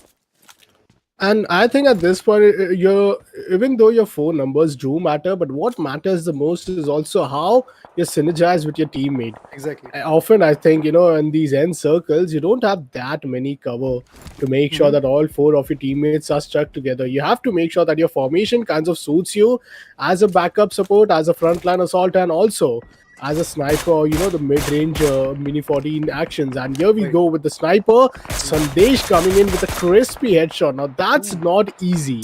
This is the Pmgc, frontline and scrims it is, so it's going to be something interesting where it's the best players from around the world. And when you see some of the finest players, the lobby isn't that easy that you just go out there scoping with an M24 and get a headshot knock. So wow, man, that's that's something that you could gotta give it up to Sandesh. But now only one player down for Team Noahs. I think they are really going to be in a bad spot. And that especially after having that 36 point of lead. This time, I think they had 5 kills. But now if they just get eliminated early, they're going to be just, I think, be okay with 1 positioning points what they'll be getting. Look at him. Well, look at the circle as you mentioned. Well, Hasaki is actually rotating from the eastern corner, and that's absolutely amazing. There is nobody to counter him right now. He can easily go up to, let's say, top 3, top 4, top 5 if he plays his cards right. So that's absolutely amazing. Meanwhile, when it comes to GEEK Xavier, they are in a trouble. And look at the damage being dealt. Oh, the molly went out. Ooh, who member from that particular team has been taken down. That's interesting. Team VK is unable to fathom the energy to just deliver the fight. This could be the moment where a duo team can easily capsize on a team which is having the manpower. Look at that. Kremlin already going down to dust, but a spray comes in. Once again, a retaliation plan is there, but the spray was there from the team known as, I guess, 4 Angry Men. But finally, the team known as VIVO KD has been taken down, and just like that, 5 amazing finishes, to be honest, is actually coming off from Team GEEK Xavier, and this is actually quite amazing to see these guys performing the way they are. But if I'm not wrong, a huge upper hand is actually given by Team 4 Angry Men as well, because they were the one who were also shooting a lot of bullets in that particular region. Whoever was outside the compound, they were actually getting decimated from Team 4 Angry Men as well. I mean, Team VK, it was really important because in the previous matchup, they had only, I'll say 1 point. This was the matchup where they got few number of kills, few number of points, but that isn't going to be that much enough. FAZE is still up with 4 players alongside Team Fury as well. Now things are going to be interesting. Team Fury from Australia, 4 points have already gathered, making it their way to the top 12 position. FAZE, oh, this could be a shot, and it is indeed. What an amazing shot coming in from the side of Carbil, and he gets an amazing knock. Well, unfortunate for him that he is within the range of these buildings, that he can't just blindly go rush in, because there are going to be 20 other players alongside his teammate who is going to be ready to fire him down. But he is playing for the zone, and zone is what is going to let the players decide. Do they have to stick to their position, or do they got to move out? On the other hand, look after the side of Team Fury. All the players are alive. All the players are looking so well within each other. But oh, this could be a problem. This could be a problem. Team FG, they get taken down. Trigo now got to make sure that he smokes and gives himself some minutes, buy some minute for his teammate, so that he gets yet another chance to be alive, especially after the drop which he has looted. Indeed, he has to actually go ahead and get himself ready for the next zone to actually come in. And there we go. The 6th zone comes in. And it's quite beautiful to see that 4 Angry Man is pretty much in the zone. Max having the upper edge, it's going to be a little bit more difficult for this guy, because we know T2K Sandesh is somewhere here right now punching his M24 in the faces of these guys, and eventually those headshots can be very tricky for them to deal with. Meanwhile, if we talk about Team 4M, finally they are actually just trying to be in a secure compound. They're just trying to be in a closer circle so that they can easily take up the fight. Shots are getting delivered. Oh, Queen Chan gets taken down. Queen Chan has been taken down. I don't think that revival is going to be there anytime possible. So definitely out of these 8 teams, 21 players are there. Well, one player is about to go down for sure. That's going to be Queen Chen. Apart from that, when it comes to team number 16, let's see how they're going to perform, how they're going to deliver the fights in their favor. Team FN tries their level best to just deliver a lot of damage, but is it going to be a possible task? That's the only thing that I want to know right now. They've got some decent amount of finishes. To be honest, that's just one, but they have to get more and more so that they can eventually build their position in the leaderboard. Remember, this is the team which is known as Fury, and their position in the leaderboard is not that high. They are residing at 12 and they have got only 4 points right now at this exact moment. So they have to capsize more and more and eventually gather some good points as well. Two good members from Team Fury are pretty much outside the zone. They're on the edge. They have to just, let's say, regroup and be a little bit more close to their teammate and be in the zone so that they can attack rather than just focus on the defenses. Indeed, and well, 21 players it is. This is the end zone. This is the end circle, which we often wait for since the very start when the plane path arrived. We are waiting for this very moment right here. It's going to be Los Leones for the final time in the Miramar, and let's see which team would be taking up the title to win the winner chicken dinner in this map of Miramar. Trigo up with the M2 first, still looking out for some kills. Meanwhile, Trigo gets his kill confirmed. Now he's searching out for Team FaZe, and Team FaZe are really playing a bit passive, and I love the way they are so passive this time, letting each and every team counter to them fight up against each other, because each and every player dying down in front of them is often a kill opportunity being missed, but also as one less opponent they gotta be fighting in the end zone. Now with 4-man advantage, it's only two teams, as you mentioned, Team Fury, who might want to boost up, but Team FaZe, finally they are stepping up. Team GEEK Entertainment, one of the players gets taken down, who's going to be Carbell. Now this leaves them with only one single player, and Team 4AM, they have heard it. They have heard some, jiggling action happening all out there. They too don't have the numbers advantage just with 3 players, but this is going to be enough because now the circle is kind of favoring them for one last time. Let's see where the 7th zone actually goes out, because this zone is going to decide how we're going to get the top 5 teams. Indeed. This could be the decider zone coming up. So when it comes to FaZe, Venturez is cooking up some good molly. So definitely trying a beautiful, difficult scenario for Team Team Entertainment to cope up with. And Bevy wanted to just deliver some good nades, but he's going to wait a little bit more longer. But when it comes to Venturez, well, he's going to throw some first hits. I don't know what happens. Guy is going to get spotted. Praise are there, not enough to put him down. Team DX Xavier is still surviving, and that's beautiful. And if I'm not wrong, Team Nova Reborn's Nova NA's guy is also trying to survive in this particular matchup. A nade is there, a throwable is being delivered, but Nimi still survives. He's still waiting for the right moment to strike on. And mind it or not, well, the zone is actually looking very amazing. Look at that. The zone is actually favoring 4 Angry Man, and the rest of the other teams are a little bit on the edgy side. So yes, of course, they have to catch up some breath and eventually be in the zone. Nova NA's Hasaki is still surviving as well. Can see he's there with the imposition. Remember, guys, that was the guy who was the MVP, and that was the team precisely which was on top in the previous match. So definitely, I am having some beautiful hopes, and eventually, I want to see what he can do. Phase Tony K moves in with that melee 14, delivers a beautiful damage, but fails to connect at that exactly moment. I guess the hazardous damage is not there anytime soon. Venturez goes in, and the shots being delivered. M16, another beautiful gun that you can use and eventually devour the enemy, but shots are not being connected at this moment. And that was indeed a headshot with a mini. Imagine that to be a bolt action, and Trigo, oh man, he would have been knocked down. He would have been, help, try to get help from his teammate for that revival. But now we got the 7th zone, and it's slowly, steadily shrinking in towards the center of the entire Los Leones. Now imagine how difficult it's going to be for each and every player to come inside these entire compound. Because as we mentioned, as we talked in the start, either a team could supposedly be towards the boundary of the zone, or they could choose the center. Teams that took the center still have that numbers advantage, but they don't have those many kills. But if we talk about the top 5 fraggers, oh man, Hasaki is leading each and every player right there, followed from the side of Nimhi, and also RP is from the side of Team DX. But what a fine shot it is from the side of WWX. They spotted 2 players. Rico is also kind of waiting for a little opportunity. But little does he know, the moment he's going to fire any shot, he's just one solo player who will catch the attention from 3 different squads.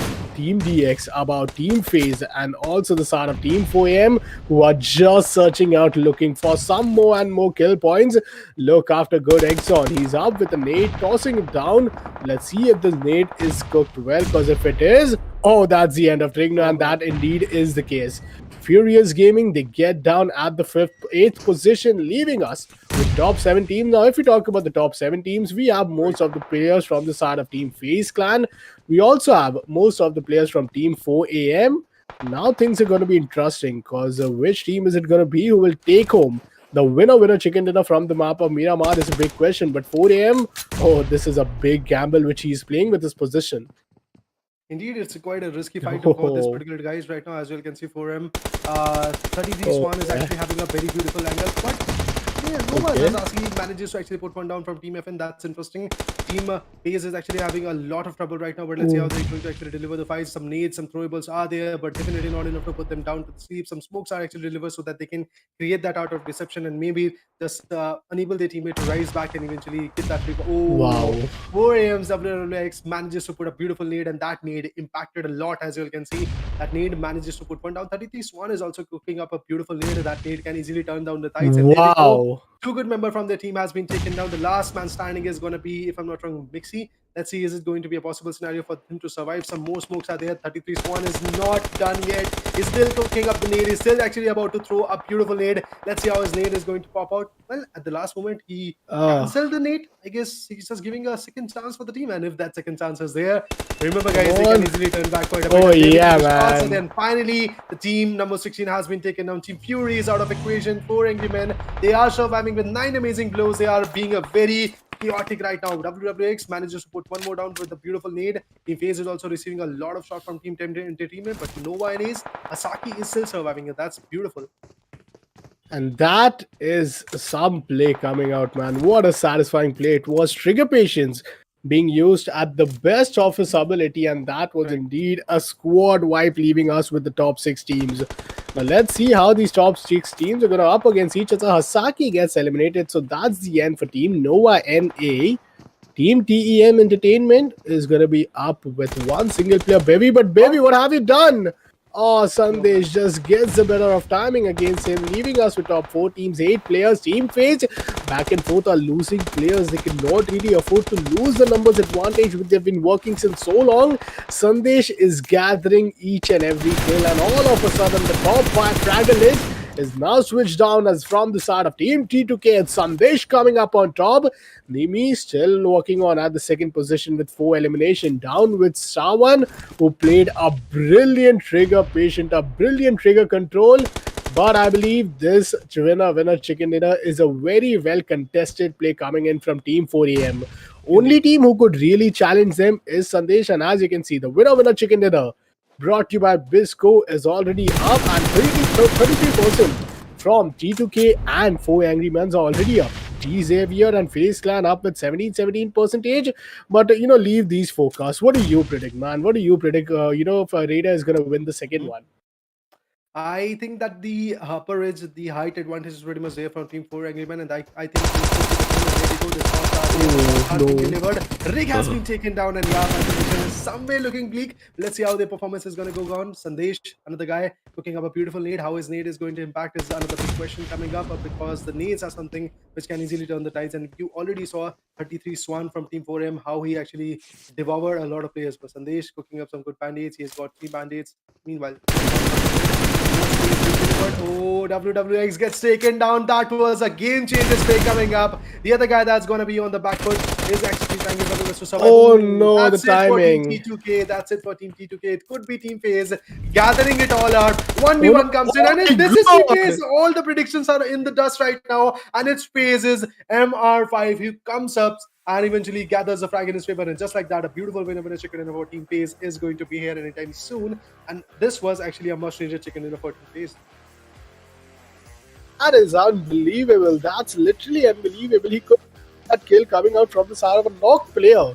But we were seeing from Team 4AM, and I kind of really predicted that 4AM, they are looking so sketchy. They are looking fine. They are looking in that powerhouse, because just imagine the number of kills which Team T2K alongside 4AM gathered. After the play from Sassy and Sandesh, oh man, they were really up with at least 4 kills for a single player. But all of a sudden, FaZe, they were losing each and every player down with only one player in a 1v1 situation. He comes out, puts the final nail in the coffin for Team 4M, and he gets the winner chicken dinner. FaZe Clan is going to be a big jump, because they were down with 13th position with only 1 or 2 points. But this winner chicken dinner is going to change so many things. I'll say this entire map of Miramar is going to change so many stuff for teams like 4AM and also Team T2K, because the number of kills which they have gathered alongside the top 4 position is really going to put them up in the double digits.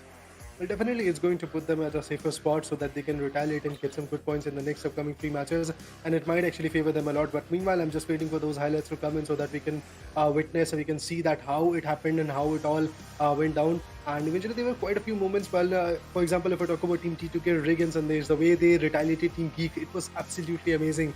4 good members from Team GEEK were trying to push forward. Rig manages to take 2 or 3, if I'm not wrong, down, and after all, Sandesh was the one who actually covered a lot of things. But meanwhile, when it comes to this particular guy from Team Nova, look at that, how beautifully from the smoke he was taken down, and just like that, he was just, let's say, at a very Oh vulnerable man, spot. But that's the cover great. came in, but that cover was not enough because Sasaki, he was about to give the revival, but eventually the zone damage manages to put him out of his misery. T2K Legend was able to just, let's say, put down some good members from Team GEEK.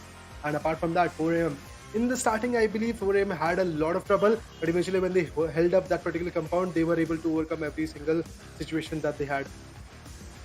Indeed, and what a play, man. Like, since the start, teams who played so passive near the Los Leones section, if you consider the side of Team T2K, if you consider the side of Team 4am, they were like quite, silent all the way, holding on their grounds. GEEK eventually got eliminated for the second time back to back for today. And here we go, man. Sandesh, this was where Sandesh was really, really beginning up his play of his career, because I'd love to see how many kills. Also, that Sandesh is now at the number 1 position of the top frag.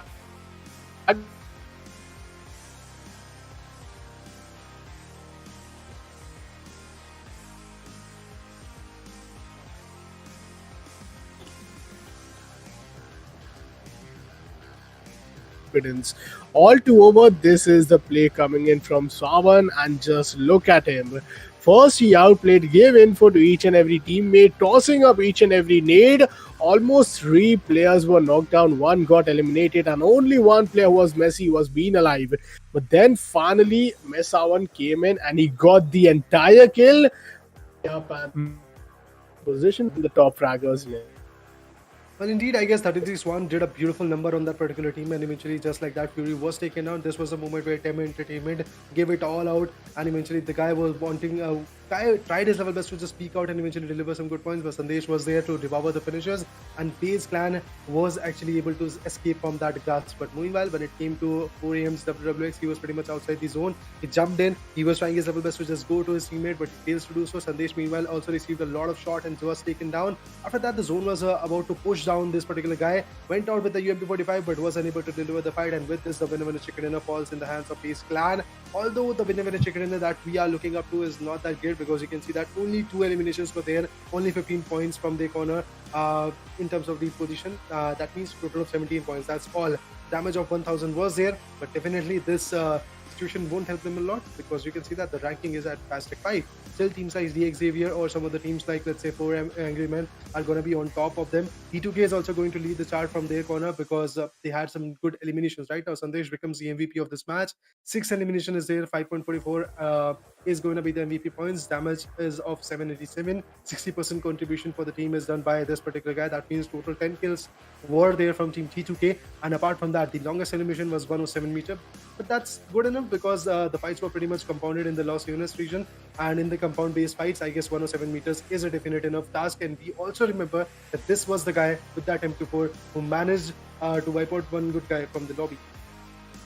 Truly, man, and look after the overall statistics. 57 total elimination, 8,310 total healing, 65 knockouts. Longest distance elimination was 315. And man, we couldn't have asked for a better matchup, especially when it comes in all the way from the map of Miramar. 20 rescues, 193 throwables, and only 2 airdrop. Let's see what situation can be, coming in from the upcoming matchups, because this was indeed just the second match.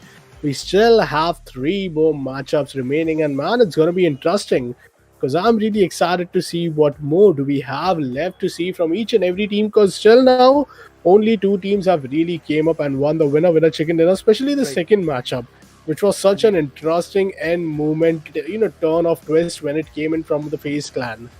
Highest elimination from Sandesh, and well, damage from WWX.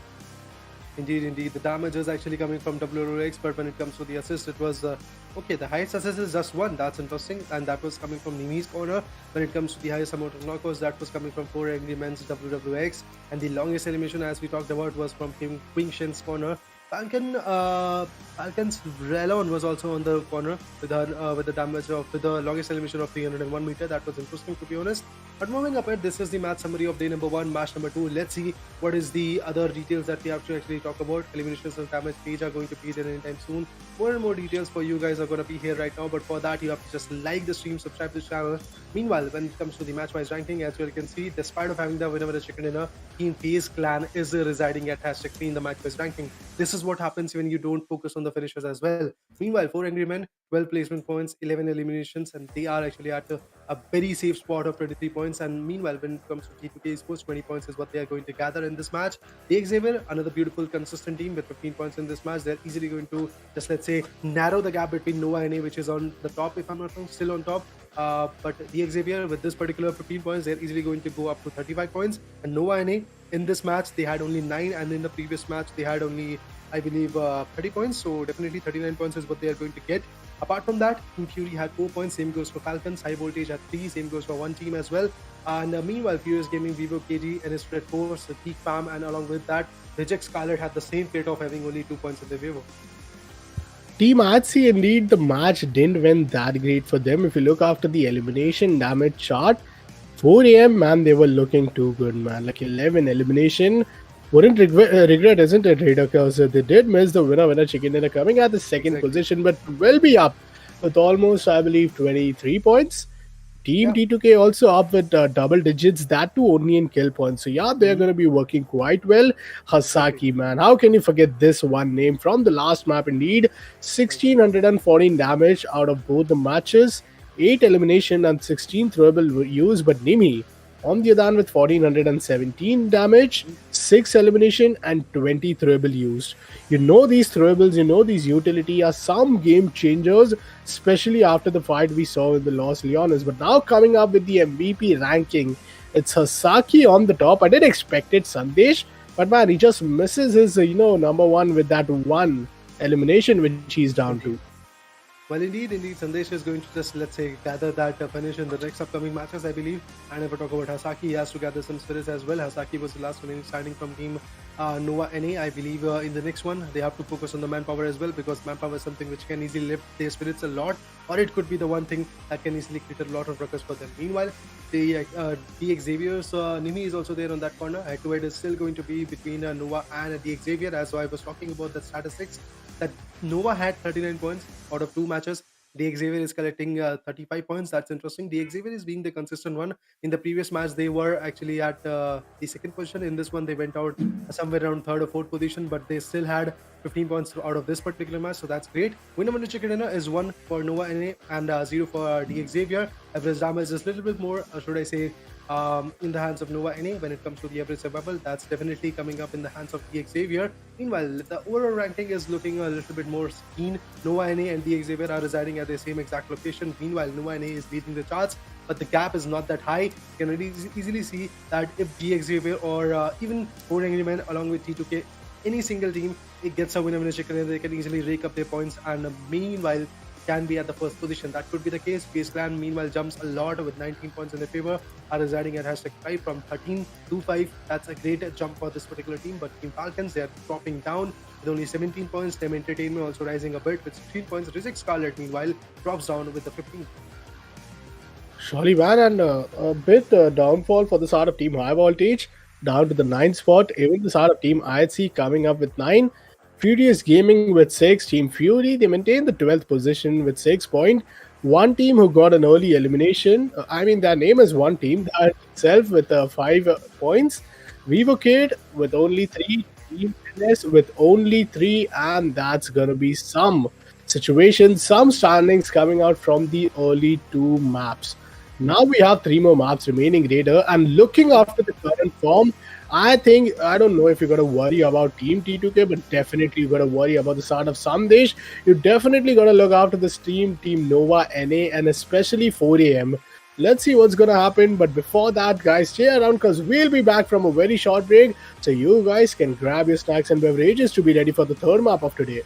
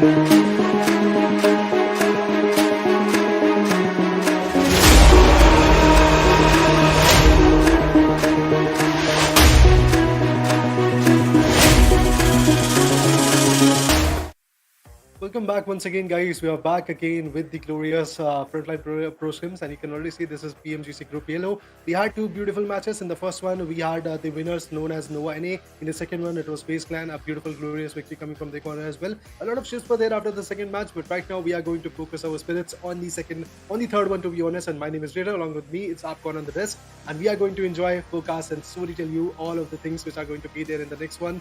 So definitely, I'm excited for that map. But let's see which is going to be the map and which one map is going to be here anytime soon for us. Surely, man, especially after that one loss which Team Nova NA, got in the map of Miramar after winning it out entirely at the first match, things are going to be interesting because, early two matches are over. Each and every team, they are now warmed up. They are in that zone and they have been waiting to perform the best when it comes to the PUBG Mobile Frontline Pro Scrims, and I'm completely, waiting sure because it's the third map. I'd love to see which map it is and which players and teams are going to make sure to avoid these many early fight up because if we compare it with what happened down in the grounds of Miramar, VIVO Kid, they got an early elimination alongside the side of Team 1 team. Teams who managed to somehow deny the airdrop and also, some of these early clashes were well enough to come all the way towards the top 8 position. But here we are with the plane path and man, some of the favorite classical airdrops, dissecting the map in the half. It's Nova Pool to Zarki that you're seeing the plane path and Team HV. Oh, they're going to love to go all the way towards military base. Let's see if there's some other company which they're going to get alongside that. But Team Nova at the same time going at their classical drop position. Indeed. Yeah, definitely they have to actually go ahead for their classic location so that they can retaliate. In the last one also they did the same. But eventually in the last map of an angle, the thing that favored them a lot, that the zone was pretty much in the military based region. So definitely it favored them a lot because they know how to play in that region. But now moving ahead, if the play zone focuses on the northern region, that can be quite tough for this team to rotate and retaliate because one more team is here in the military region which can easily go ahead and gatekeep them in order to cross the bridges, or some of the team can actually go ahead as well. GEEKAY is also going to go on in the, should I say, military based bridge region. So definitely there is going to be a clash-like situation in that region as well. Chojipul is also going to get contested. I would love to see where Yasna Poliana is going to reside and how the people jumping in that region are going to rotate, and eventually I'm waiting for the play zone to come, because the play zone, look at that. The play zone is fairly, let's say, Central Southern. So definitely teams jumping in the farm are going to chill a lot, because the second and thirds, maybe third zone can also favor them a lot, but definitely they can easily be there chilling it out and loot the best they can. But the teams which are jumping in the split locations, they are actually at a loss. Maybe they can be actually coming up with some tags, but right now Toshipul North City can be another beautiful location where the fights might come in. IHC, and once again a clash is coming up. In the last match of Triangle, we saw the same thing happening to Team IHC. They were in a huge tussle, and right now they are once again gathering their loots from the same location, so there might be a fight coming up. Yeah, surely, man. But look, here we have with these early drop rotations where you tend to get those clashes. You got to make sure that at least you have those ideal loot for the most phase 1 it is. And when it comes to the phase 1, you know how difficult things might really get when you have to make sure that you have a balance of those utility, those armors, those arsenal, but the mini comes in, the micro Uzi comes into the play, and man, what an amazing knock coming in from the side of Godless, finishes it off. The job is done with the shotgun, and that's the best weapon you could possibly get for any short range. AKM coming up from the side of Demo, trying to really make sure that he puts the final bullet, but man, somehow Team RC Demo is not able to close this entire fight out. Godless nonetheless takes down the side of VIVO, Adrian, and man, VIVO, this is for the third time they are facing this. This is completely being so unfortunate for them. Let's see how this nade is gonna connect for the Alex. Oh, IC gets some damage, but the Molotov does this job, and oh my god, VIVO for third time Raider, for the third time, they get an early elimination, which is so unfortunate. Well, I guess when they already had a clash in the first match in front of Team IC, they should have actually decided and went out for another drop location. They went there, they had a drop clash, and eventually you can see the fate of that particular team being sealed in the third match as well. So definitely they have got the last two matches to bring back some glory for the team. Eventually back-to-back, two good chicken dinners can put them in a safer spot. But that won't be an easy task for them, because the next two matches are going to be quite chaotic as well. Meanwhile, when it comes to one team, they have got a beautiful amount of points. They have actually got some decent packs in their favor, and right now they're just trying to go ahead and develop some more loots, because definitely having the right amount of utilities, right amount of first seconds, and right attachments in your gun, and the right guns as well, is going to help you a lot. Because let's say inevitably in the last fight, we saw that how Team P2K suffered a lot from the loss of utilities in the initial fight, where Rig and the other guy were at a loss. I guess they could have provided the backup, but eventually the guy had AKM, and with that AKM you can eventually spray for 200 meters, and that was something which was really sad for the team. But meanwhile, if we talk about Team FG, look at that. The game is not that great for the team. Two good members from Team FG have been taken down. One team is actually cherishing a lot from that particular fight, and they are doing a very beautiful job of that. But S1987, definitely good enough gun, but can you actually aim it on is something we have to be worried about. Surely, man. Meanwhile, Triga, how can I forget this guy? The guy with the M24 in the last map. And he was putting a very, very harsh time on each and every teams out there. Team Fury, they had a good run in the previous one, but only 6 points still in the scorecard. Looking up to the live standing, which is just an amazing work coming out from the production team as well. We have the live standings where Team Nova are up with only 4 points. Followed with what Team DX has to offer. Team D Xavier, 35 total points, followed by 4AM down with 4. Then just 6 points of lead with what Team T2K has, and even after winning the winner chicken dinner, Team FAZE Clan after 2 map is down to just top 5 position. Don't you find this odd? Because eventually they did won the winner chicken dinner, Exactly. but hey, they only had like 2 elimination. That was the reason. That unless you don't get the balance between the kill point and the placement, it's kind of unfortunate. But Godless, the nade has been tossed. Godless Jade had an idea. Okay, his companion just follows him up there from the passage, but this is where things are going to get wrong. FaZe Clan has spotted him. Demo has been open. Oh my god, FaZe Clan, they have the opportunity. Demo gets taken down. Godless might be down in no time. Yes, he is down. It all comes down to Alex, who is down to a 1v4, gets one player down. Oh, it's a 1v2 situation. Leakin is actually going out for the loot because he does not have that ideal sort of arsenal. But Alex with the UMP, will he save his teammate or will he save his entire team coming out with an epic 1v3 clutch? It's the time which is going to tell us. In the last match, Alex did that one with you. In this one, can he actually do that? No, he is not going to do that anymore because it was two guns pointing at the same time in his face and he was unable to actually devour the team. But right now, FaZe Clan, after having 4 amazing eliminations, are back again in the game and they want to showcase that, yes, of course, we can maintain the balance between the finishes, maintain the balance between finishes and position points as well. And there we go. After having some good banters, they're easily going to loot it up and eventually gather the loots. But they have to travel close to 1.5 kilometers to just be in the zone. So definitely that is something they have to focus on. Meanwhile, when it comes to one team, they've got the 3 amazing eliminations. They are in sort of the center of the zone and definitely going to cherish this as well. But if we talk about Nova NA, they are, let's say, they are just trying to focus on their loots right now because barely they are in the zone and they will be able to just get some good loot. But meanwhile, Reject Scarlet manages to put one down and there we go. Already the shots are coming up. Let's see how they're going to retaliate with it. Falcon Yusuf, which was the last man standing in the first match, gets out at the first equation of this particular matchup. Powerful. If I talk about that guy, let's see how he's going to perform. Reject or the other, all the other members are actually trying to just regroup and wait for the right moment to strike on the enemy if the backup is coming up from team Falcon, if I'm not wrong. True, and just look after the situation, man. Like, yeah, teams love to play around these Potato Hill between, you know, the Pochinki and the Screw Labs area. But Dulo is rotating off with his buggy. Could be a bit punishable to him. Lucky him that it's just the first zone. Meanwhile, Team FN, Krins, it's gonna be who is just trying to gather some loot. Gotcha going up with some loot onto these mini, you know, like I'll say stacks, which we often see. But most of which I've got while I play is just those shotguns. But well, these teams, they ain't gonna leave a single bit of corner when it comes to the loot phase, because after the first zone is closed down, you know what's up. The next zone is gonna be the rotation zone. It's gonna be the phase where teams are gonna collide up against each other, especially if they wish to go towards their ideal positioning. And this indeed does not result that well, because often we have seen that two teams that are already out is Team VK alongside none other than Team IHC. The Team IHC, it was unfortunate because they had 4 massive kills in this one, but GEEK, oh, he gets down to Shangfu. That's unfortunate because Hong is going to come up from the start of Team 1 team. That's the 4th elimination for the day for one team, but a wrangle map it is, but they are really trying to step up and get at the top 10 position.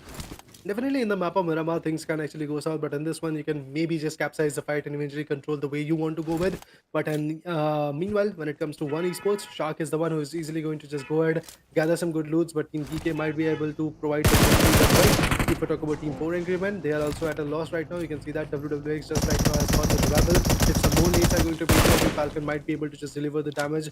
And the nades are being cooked up as well. You can see the nade might actually come in anytime soon. Yeah, the nade came in. It was at the wrong window and eventually the damage was not there. But one Shark gets connected. You can see that M16 type shots were able to help him a lot.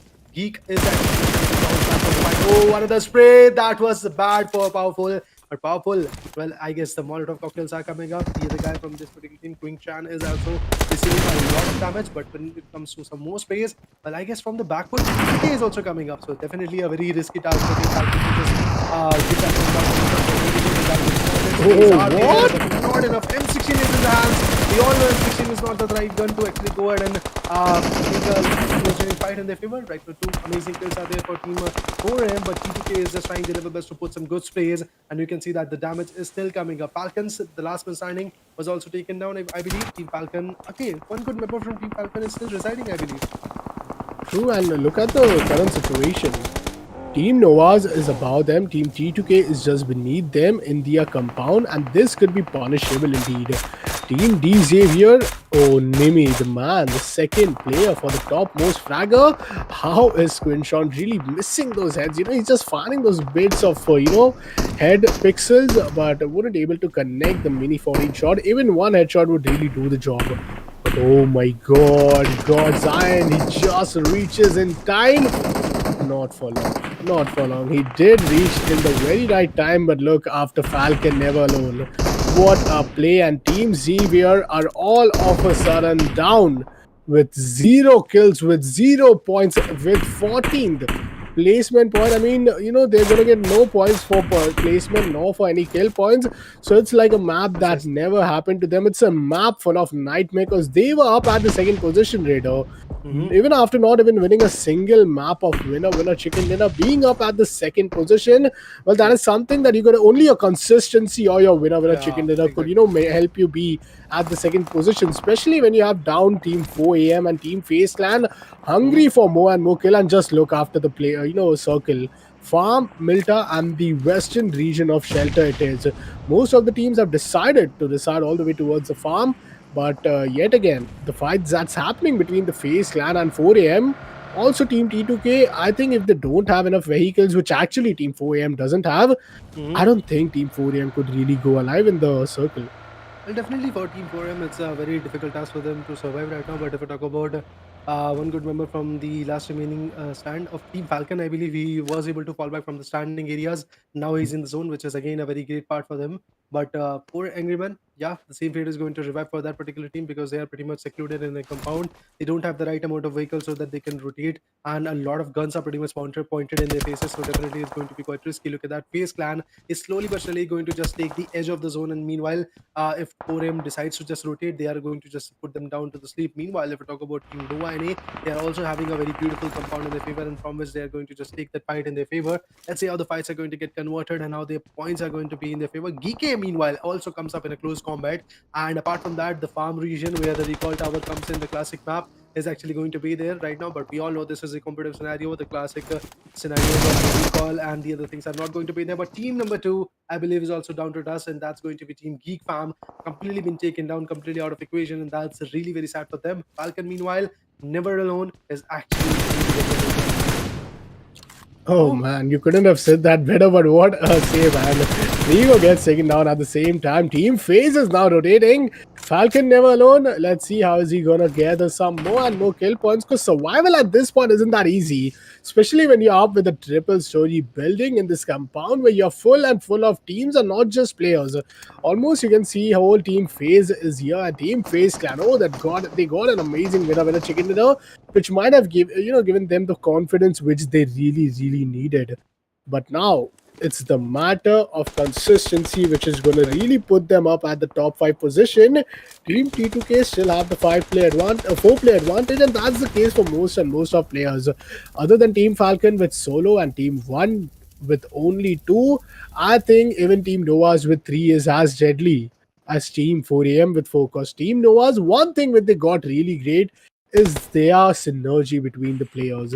Those Hmm. three trio players, they know when to take fight, they know when to go out there in the open, and they know which part of the map to be in at the very correct time, because so that they move all the way towards the first winner chicken dinner, and that they did indeed in the map of Erangel.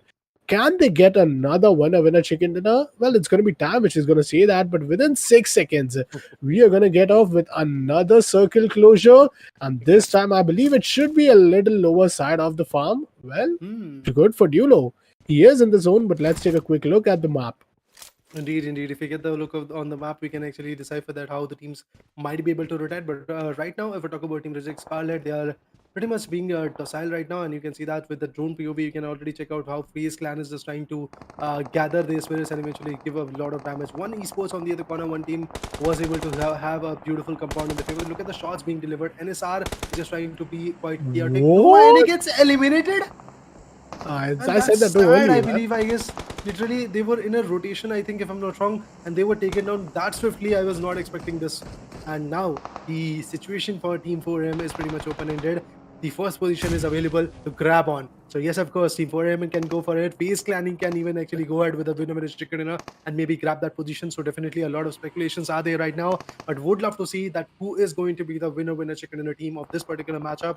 Meanwhile, when it comes to Fire Falcons, not never alone to be precise, he's cooking some good fun and eight shots. So definitely his shots might be coming up quite soon on Team NS Red Face, and that is the team which is coming up in the close quarters. You can see that some good smokes were delivered so that they can just rotate. Meanwhile, 4M is also very close to for Falcon Never Alone. I don't know why Team Face Clan is just not pushing on that area, because that compound, if they are able to capsize on it, they can easily create a lot of ruckus for Team 4M. Surely, man, and Sandesh comes up with a nade knock. Now, this is interesting because T2K, if they are in a 2v4 fight, they won't take time to just go aggressive. If they are in a 4v4 fight, all they need is these openings, after which they could really work on their aggression. But oh my god, that nade blew in front of the faces of Falcon never alone. Another nade behind his back, and this time it's going to be FaZe who gets the assist, and it's Team Falcon who gets the suffer. Indeed, a fight between 4am and FaZe is going to be incredible. TEM Entertainment going up against T2K. It's all these T's and F's who are firing up against each other, but let's see which team is going to be the one. 4am. Oh, he's punishing down, and he slowly steals the kill away. T2K Rig, on the other hand, he just misses his opportunity to grab his kill, but Carbell takes down Sandesh. That's a big fish which he just got. But as I say that, Team TM Entertainment has already lost their lives, and they are down at the 9th position with only one single elimination. Now imagine this, we have each and every team with 4 players, and there are just 2 teams right there with dual players, which is going to be Team T2K and one team. After that, 4am, FaZe Clan, Team Reject Scarlet, Team High Voltage, Team Fury and Team NSR. They are really just on another form, and if I talk about form, the team from Korea, which is going to be none other than REDFORCE, is already up with 3 kills. They are really wanting to step up. TP action is something which you only get exclusively at the map of Erangel, but after those patch updates, you know, the way TP was being taken over from the UMP45, I did not expected teams to literally use it. But what? Wait a minute, that is some whack stuff right there. WWX. Raider, could you really explain me that? Well, I guess this is how the carnage is going to set forth. I was also unable to just decipher that what happened at that exact moment. But now, let's see what 33 Swan is going to do. I guess 4M is easily going to catch up to the first position, because now they are very close to it. 37 is the right amount of point that they have actually gathered right now. They can easily go ahead and gather 3 more points and eventually give a tiebreaker situation for Team Nova NA. But Nova NA, I don't know what is happening to that particular team. And same goes for Team DXAV. They are not being consistent, and eventually not being consistent is the biggest, let's say, a red mark that you can actually have in this particular matchup. But meanwhile, when it comes to some more teams, NSR Red Face is pretty much having a beautiful region of that Mushroom Tower. If I'm not wrong, that Watchtower is there in the favor. Periods or how many zones they can actually survive in that Watchtower is something I want to know. But apart from that, 4am still receiving a lot of nades from FaZe Clan, and you can see that the damage is still coming up, but let's see how they're going to revert it out. Oh, these nades are deadly. From FaZe 11 4am. What a knock coming in from the Scarl. Team 4am did manage to take down one of the players from the FaZe Clan. But 4am, now is a situation where things might get a little too tricky, because back-to-back 2 players are down. This leaves us with only 2, and looking after the map, it's Team NS REDFORCE from Team Korea who is at the best possible situation. But 4am, they lose the 3rd card of their deck, which leaves us with only one single player. It's WWX, the guy with one of the most illegal headshots which he got with a Mini 14. Let's see what magic could he do, what magic could he work for himself. Now trying to boost up, not using his med kit. Could really make it to some good utilization. Both of these teams are on the edges, and as soon as the circle shrinks in, we know it's not the same spot where you were going to see or expect the zone to really go up. But Team FaZe, man, they have really put them in a very struggling spot. One team at the same time, they get eliminated. If we talk about the top fragger list of this specific map, it's WWX up with the first position from the start of Team 4am. Then we go with FaZe Clan, it's Wintrix coming up at the second with 3.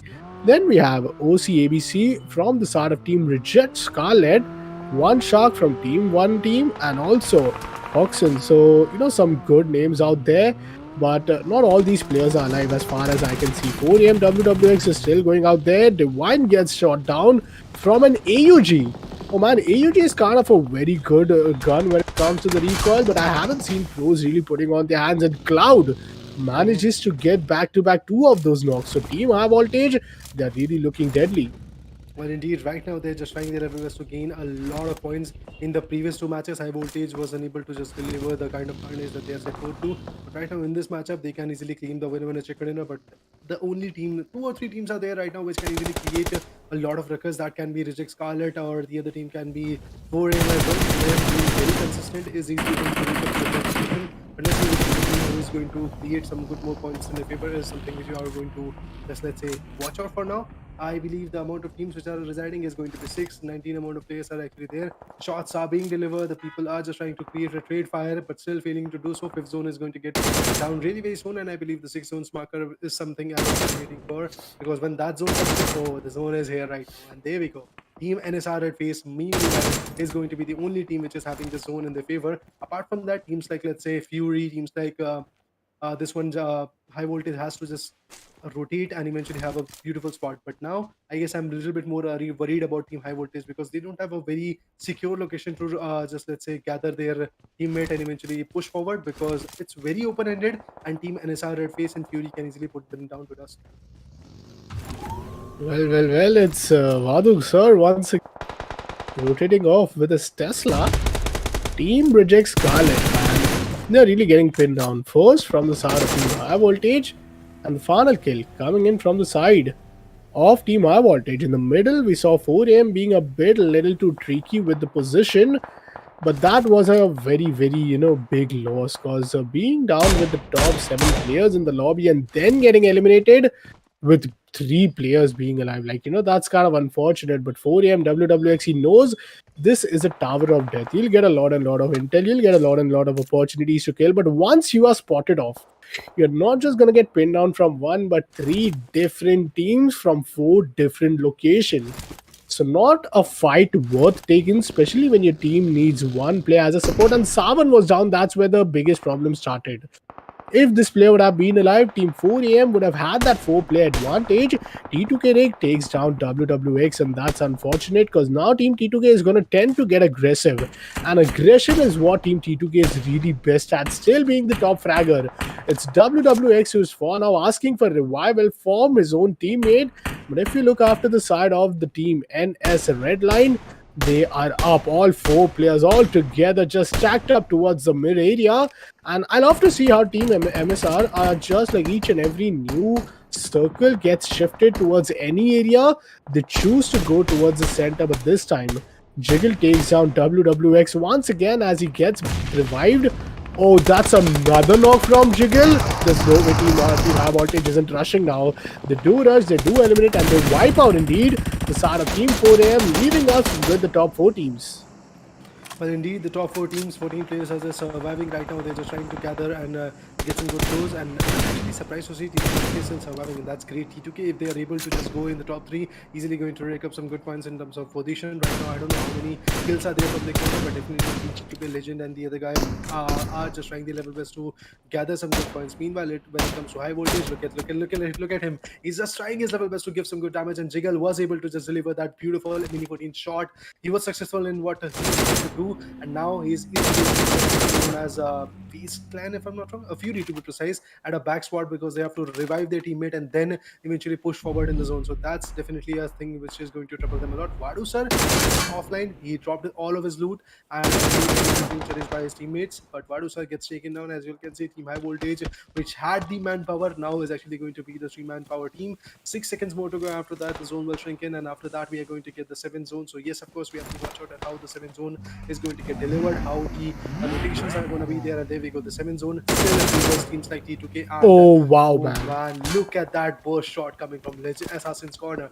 Amazing one after that, but Assassin can do the finish, or T2K can they actually bounce back from this is the biggest question right now. If they have smokes, they are easily going to cook it up, and Rig is the guy who's going to cook some smokes, but right now he's going ahead to just revive his teammate, and yeah, he was ahead and he revives his teammate. This is the moment, don't you think so, Akon, that High Voltage just should push forward and eventually gather that location? I do believe, because I mean, they might have seen it's only the 2 players who are really alive, isn't it? But that's not the problem. The problem is the team between them, differentiating them and the side of Team High Voltage, which is Team NSR. Imagine if they rush out and open. The benefit is not for Team T2K that they'll clutch it, nor for Team High Voltage that they'll get just 1 or 2 kills. But the benefit is for the third-party team. And when you're down to these 13 players, the only thing which matters is how many less mistakes do you do. Here we go with Jiggle being taken down. Just a hefty price which he paid for his aggression. And that's what now really matters. If you go a little too aggressive, if you do any sort of mistakes, man, you're gonna get punished down too well. It's Team Fury versus Team NS Red Force versus G2K and High Voltage. And believe me, the only team with the least number of kills, or rather, I put it this way, with zero number of kills, it's Team Fury. Team NS Red Force coming up with 3 kills onto Nova NA.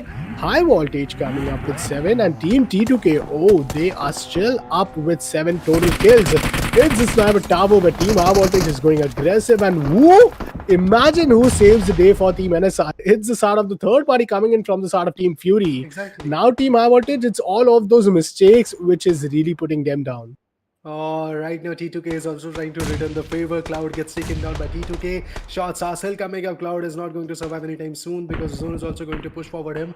Assassin already getting taken down. Yeah, there we go. Cloud gets finished off and the kill goes in the hands of Team T2K, and they're looking a bit more strong right now. T2K having the 18% win prediction in their favor. They are looking a little bit more strong. They are in the top 4. They want to actually go for the top 3. Well, they are aiming for the chicken dinner, but is it going to be an easy task? Oh, That's no, what we want to Jiggle. know. Jiggle is barely surviving. A lot of damage has been done from Team Fury, but can he actually survive? Can he actually retaliate is what I want to know right now. Look at the HP this guy is holding. Last one for circuit. That's what he's actually trying to cook for. Guacha is there on the enemy's corner. Let's see how they Rig has created. Legend is barely surviving in the zone. Definitely Rig has to just go ahead and be back in the zone so that they can create that manpower like situation coming up. Fury is looking very strong right now. They can easily deliver a lot of points, but there we go. High voltage. This guy can actually create the menace. Jiggle wants to just deliver some good shots, but he knows meanwhile when he is going to cook up those shots, when he is going to just retaliate with those shots, it can be very risky for him as well. Nades are there. He was in the FPP mode. Look at the shots being delivered. Oh, I guess he was able to take one down, but Rig also gets connected with a beautiful shot coming from Team Fury. That's interesting. High voltage assassin gets taken down. Now it's all about this guy, how he's going to survive. The Goldberg's being cooked up, but the guy who is going to recollect the finish is going to be Team Fury's member. High voltage gets taken down. T2K barely survives, and if we talk about Team NSR Red Face, now is the time to move on. I mean, Team Fury, they completely saved the day for Team NSR. Because as you mentioned, Team NSR, they were the center of attention and they could have been really punished up from 2 different teams. But High Voltage, as they were getting towards the center, it wasn't even any of the team players who came in from Team NSR to put them down. All the job was done from Team Fury, gathering up with 3 kills already. Team NSR, let me remind you, Raider, in this fight, they didn't even got a single kill. 3 kills, each and every one of them was from Nova NA, which really means that all players from the side of a team T2K has to come up for the side of team, NSR, or else it's going to be a big disaster for them, just like it was a bit after Team FaZe Clan 1, but only to elimination. SCE trying to make sure he connects some shot, but Legend is up with the nade. If he cooks it well, he got 2 fishes down on the other side of the ground. Indeed, that nade can be quite chaotic. Let's say, is it going to be enough to just cook up the nade and place it rightly? And as also OX has been taken down, that's interesting. So quite a few people are just getting risky for this particular team to go with. Oh, Mexi was able to just put one more down. NSR Red Force is unable to survive the kind of behemoth damage that is being delivered. Legend on the other side, FaZe, he's also being spotted. Can be taken finish coming up really very soon, but still the aggression is being very amazing. On the other corner, Legend survives. Legend is going to move on from the left corner. Can he actually go in the zone? Yes, of course, he's trying his level best to be a little bit more sneaky, but can he actually survive is the biggest question. 3 teams, 6 players is the right amount of players which are surviving. Nades are being cooked up. Legend also comes up with a nade, but I believe he's going to switch over to the Molly because he knows the splash damage can be on point at that exact moment. Look at that. The Molly was very close. Legend's HP is not at all looking strong, but Legend has to survive a bit more. Legend manages to put one down. That's going to be Satan. He has been knocked out, but I believe Legend might be taken down soon enough by Team Fury, and if that happens, Legend won't be actually at a safer spot. But meanwhile, NSR's last man standing is at a back spot. He is trying his level best to be a little bit more sneaky. I guess that's Sporta with that Scarl trying his level best to maneuver and check out that way the enemy might be lurking. Well said, man, but Team NSR, and they had a good position, isn't it? But see what's happening now. Team Fury is trying to take over this entire map unless Legend comes up with a phenomenal knock. Oh, Legend takes down back-to-back few players, but it's gonna be Team T2K who gets taken down, and it's Team Fury who wins the winner chicken dinner. Man, what a tragedy. The team with 0 kill where we had top 4 players alive. They came up with a victory. They came up with a winner chicken dinner, and that too not only with 1, 2, but total of 5 number of kills, taking down first the start of Team High Voltage, then Team NSR. And let me remind you, folks, Team NSR were up with 4 every player in their entire team. They had the center of the circle, but it was Team T2K Legend who was so bothering, who did manage to got few knocks, but in the end it all favored Team Fury, and it was Team Fury to take up the entire match number 3 after those early losses they got in the map 1. So the storylines have been as such that first map was being won from the side of team none other than Nova NA. Then we had the side of Team FAZE Clan winning the second map of Miramar, and now, man, it's completely a different team, and this was really unexpected, Raider, that Team Fury would really come up and win, because even the forecast was kind of favoring Team NSR or Team High Voltage. Well, indeed, I guess NSR was being favored by the forecast, but the only thing went out of the hands was the zone, and they were trying their level best. They were struggling a lot eventually to gather the zone in their favor, and that was the moment where their, let's say, synergy went out of the hands. Some people were trying to rotate in the western corner, some were rotating in the left corner, so definitely they were taken down bit by bit, and Legend also created a lot of impact. But meanwhile, let's talk about the highlights. Fury had the winner chicken dinner, but it all forms out in this particular fight. Have look at that, how beautifully FaZe Clan manages to deliver a beautiful damage. Alex was the last man standing. He also was able to just, let's say, convert a lot of damage, but eventually when it came to the window like fight coming up, this was the moment where he just went out of the hands. The fight went out of the hand, and eventually he was taken down. 4 angry men. If I talk about this particular team, FALCON was the team which was pretty much in front of them, and they were taken down quite swiftly. I believe Never Alone was the guy who was pretty much surviving from this situation. He went out quite let's say, in a survival based gameplay. He went out in the farm region, survived a little bit, but after that he was also taken down by Team 4 angry men. Well, what a spray from Savan it was. But I think, Raider, if we didn't have expected Savan to get taken down this early, T2K was completely in a different level of form, isn't it? Even if after we see in the previous matchup, but this shot is illegal, man. Every other time we're going to see this replay, Raider, it's such an illegal thing which ever happened here at the, Pmgc Scrim, which is presented by none other than Frontline Esports.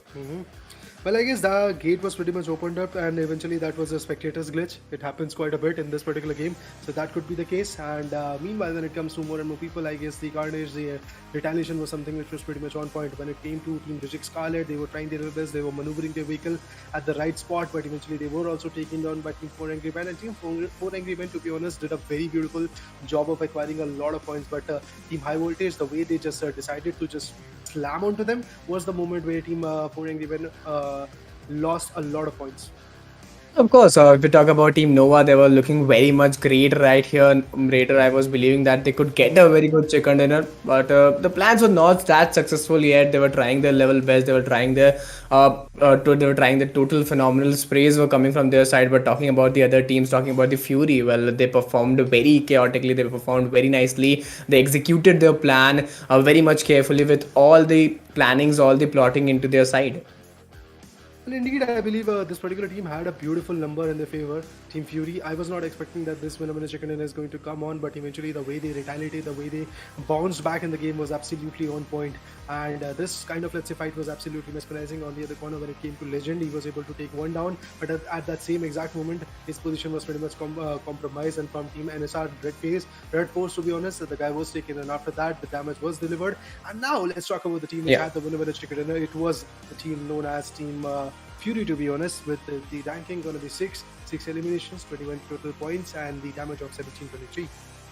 Of course, they played very much phenomenally. The statistics are also very much fine to watch out. But if we talk about the total damage, as you explained, it was 1723. And if we talk about the most valuable player, it's a 4 AM WWX with those most number of finishers point almost. I'm pretty much shocked to watch out that the highest finishers point is of that number 4. And if we look towards those damage, well, this is a great number to watch out. 873 damage, and team contribution is almost of 57.14% in his backpack. And this is what we were talking about, not more finishes point, but if you get those damages, you can always rank on those MVP list. But talking about the overall statistics, 60 elimination overall done, and the healing, total healing is applied of 7305, total knocks of 72. And similarly, if we talk about airdrops, 2 airdrops were taken, 25 rescues were done, and the longest damage, well, if we talk about the longest elimination, well, this was of 300 meters. Well, indeed. The longest elimination was pretty much sprint run process from T2K's corner. Rig was the guy. Match summary when it comes to that, this was the match number 3, and you can already see that the highest amount of elimination were 4 coming from WWX, which was representing 4 angry men. And he was the same guy who had the highest damage and the highest amount of knockouts as well. But when it came to the highest amount of assists, that was one Esports Chengfu, and on the other corner, the longest elimination distance was 300 meters, which was pretty much pinpointed by T2K's Rig. Of course, they played really much very phenomenally, and that's why they are ranking on those match summary list as well. And if we talk about the highest knocks, which was done by 4am WWX, and the longest elimination was done by T2K Krieg GG. Well, he also played very much phenomenally, and the match went very much fluent, and it was very much enjoying. But between these things, I would also like to request our audience to please do hit that like button, subscribe the channel, share the stream as well. Talking about the match ranking, well, Team Fury has almost secured those 21 points in their backpack with total of 6 elimination. And the second position is secured by NS REDFORCE with that 17 points, and there was a neck-to-neck fight between NS REDFORCE and T2K Esports with those 17, 16 and 15. Top 4 teams were very much chaotic to watch out. Well, indeed. Match ranking definitely can actually showcase you that how the people were able to retaliate and gain some good points. 4 angry men is actually going to be on a very safer spot, and I believe the first position from Team Nova NA and the second position from Team Xavier is already snatched from that particular team. So definitely match ranking can easily put a lot of clearance for us. But now let's talk about the eliminations and damage chart as well. Very soon we are going to get that statistic as well. But apart from that, IHC Esports did a beautiful number, and there we go. Eliminations and damage chart is here. Fury had 6 eliminations and 1723 amount of damage. The team with the highest amount of elimination was FAZE clan, if I'm not wrong, but the highest amount of damage done by any team was coming from Team High Voltage. Of course, the highest damage, as you explained, is coming from high voltage, but the maximum, if we look at those elimination, is done by 4am and high voltage as well. Because if we look at those elimination, almost 7 elimination is done by both of the teams, high voltage and 4am. And according to the if we look towards the damage chart as well, 2091 is the highest damage given by a team which is high voltage in this chart. And it was a very chaotic match to watch out. Day 1, match 3. And if we talk about the head-to-head fight, well, there comes 4am WWX versus onto the another side NV Hasaki. Well, damage is most of the time is given by WWX of 1978. Maximum elimination is also done by WWX. And if we look towards the throwables, well, this was a very difficult head-to-head fight between both of the players, because it is like a neck-to-neck fight as we look forward on those damage rate and chart rate as well. Indeed, but meanwhile, when it comes to the MVP ranking, now the MVP ranking is actually in the favor of WWX, coming from Team 4 Angry Men. 9 is the right amount of elimination he's actually having. Nova NA is having Hasaki as one of those MVP players with 8 eliminations. T2K Rig is also following it up very soon. The Xavier's Nimi is also there. We have got Sandesh at the 5th position. If we talk about Nova Reborn's, QC66 he is also there with 6 eliminations. Same team is actually getting represented when it comes to high voltage. Jiggle is there. 4am's 33 Swan is also there with 7 eliminations, but the damage is not that amped up. When it comes to, I guess, RC, or should I say Reject Scarlet, 4 elimination is there from that particular team as well. And the Xavier's Frankie is the another guy which is having 5 eliminations, and this is how the MVP ranking after 3 matches is coming up. Of course, this was the MVP ranking which we were talking about. But if we talk about the post-match overall ranking, well, Team 4am with those 44 points in the backpack, well, they are totally on the tabletop. And if we look towards the second position, well, Team T2K Esports 41 points, Nova NA 40 points. Well, if we look at those second and third position, this is looking very much clusterified. But if we look at Xavier, well, 35 points, 4th position. 5th position, FaZe Clan 29 points, Fury 27 points, 6th position, Reject Scarlet 25 points, 7th position, High Voltage 8th position and 24 points. So this will be the top 8 teams in the overall standings, and I'm pretty much sure the upcoming match is going to be very much clusterifying as the team will become more aggressive in the upcoming matches. If we look at Falcon, well, 20 points, 9th position, 10th position, NS REDFORCE with 19 points in the backpack. And like this, the whole chart moves forward. But I'm really surprised that GEEK Fam and Furious Gaming, well, they are on single digit. But indeed, right now, Geek Fam, Vivo KD, Furious Gaming, these are the teams which are having some amazing points. But right now, they have to actually gain some good points as well. Furious Gaming, Vivo KD, they are at the single digit. So definitely, they have to get a beautiful chicken dinner to just bring that, let's say, synergy, bring that glory for the particular team. Of course, they also need to get those chicken dinner. At least they should get some average point after that, so that they could stand a good, so they could get a good position in overall standings as well. But letting this things aside, this was gonna be the third match of the day, and which was very much chaotic, very much clusterfying to watch out, very much entertaining. Between these things, I would also like to request my audience to please do hit that like button, subscribe the channel, share the stream, because conducting these scrims, conducting these events is not that easy for any organization. And if any of the organization is doing so, you should also support the team and organization as well. Indeed, guys, go for it. Like, share, and subscribe are some things which we can actually command for you right now. But after the overall ranking, let's see what more we have right now in our bags to showcase you.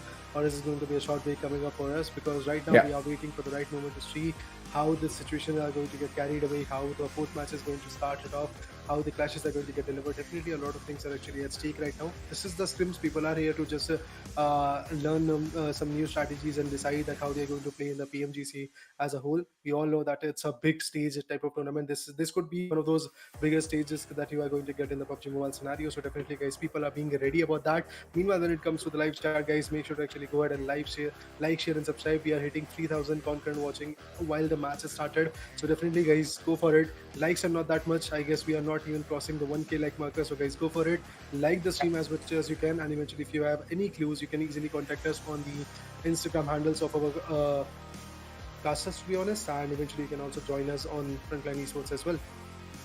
Of course, you can join us on Frontline Esports as well, and you can also support Frontline Esports for the upcoming events and upcoming scrims as well, because this is the day one, and you'll also get to see some more upcoming time, some more upcoming events on other day 2, day 3 as well. So later here we will take a short break, guys, and you'll stay tuned with the Frontline Esports and with us.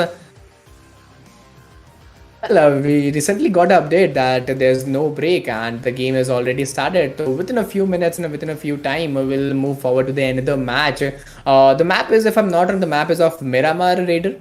Yeah, indeed. I guess we are going to follow the same schedule pretty much. First match was Irangal, and after that Miramar came in, where Team Faceland bagged it out, and eventually in third one we saw Team Fury getting the winner with the chicken dinner. In this fourth one, the Miramar map have already started. Flight path, well, it's starting from Black Bear region, it is jumping down towards Impala region. Let's see where the flight path is going to reside. How the flight path is going to impact the fights is something we want to know right now. El Pozo is another beautiful place where the people can actually jump in, or should I say Picado is there, Los Angeles is there, and many more compounds like that are actually going to be there. But let's see which is the compound where teams are actually going to preferably survive and maybe get some good points in their favor. Of course, this is very much important to watch out. If we look towards the fly path, I think it's looking very much a gigantic fly path, very much challenging fly path for the teams and players, starting from those northwestern parts of the region, ending towards those southeastern parts of the region. A diagonal fly path cutting the map into 40:60 ratio. Gonna be a little bit difficult for the players, gonna be a little bit challenging for the teams as well. If we'll talk about the drop clashes, well, Pecado, Power Glide, El Pozo, Cruz del Valle, Tierra Bronca, well, these are the regions to watch out, where we can see a number of drop clashes. What do you think, Raider? How will the team perform out? Will they take early initiative fight, or they'll stay calm or stay composed, and after the loot is completed, they'll enjoy the fights? Well, I guess intensifying the situation is something which is going to be quite crazy right now. You can see that La Cobria is another beautiful region where the teams are just trying to regroup and take the fight. Oh, the zone is actually on the southern corner. Another beautiful zone is about to be here anytime soon. So definitely this is going to create a lot of ruckus for these guys. Well, let's see how the teams are going to jump in, how they're going to retaliate, how the performance is going to get impacted. That is something we want to know right now.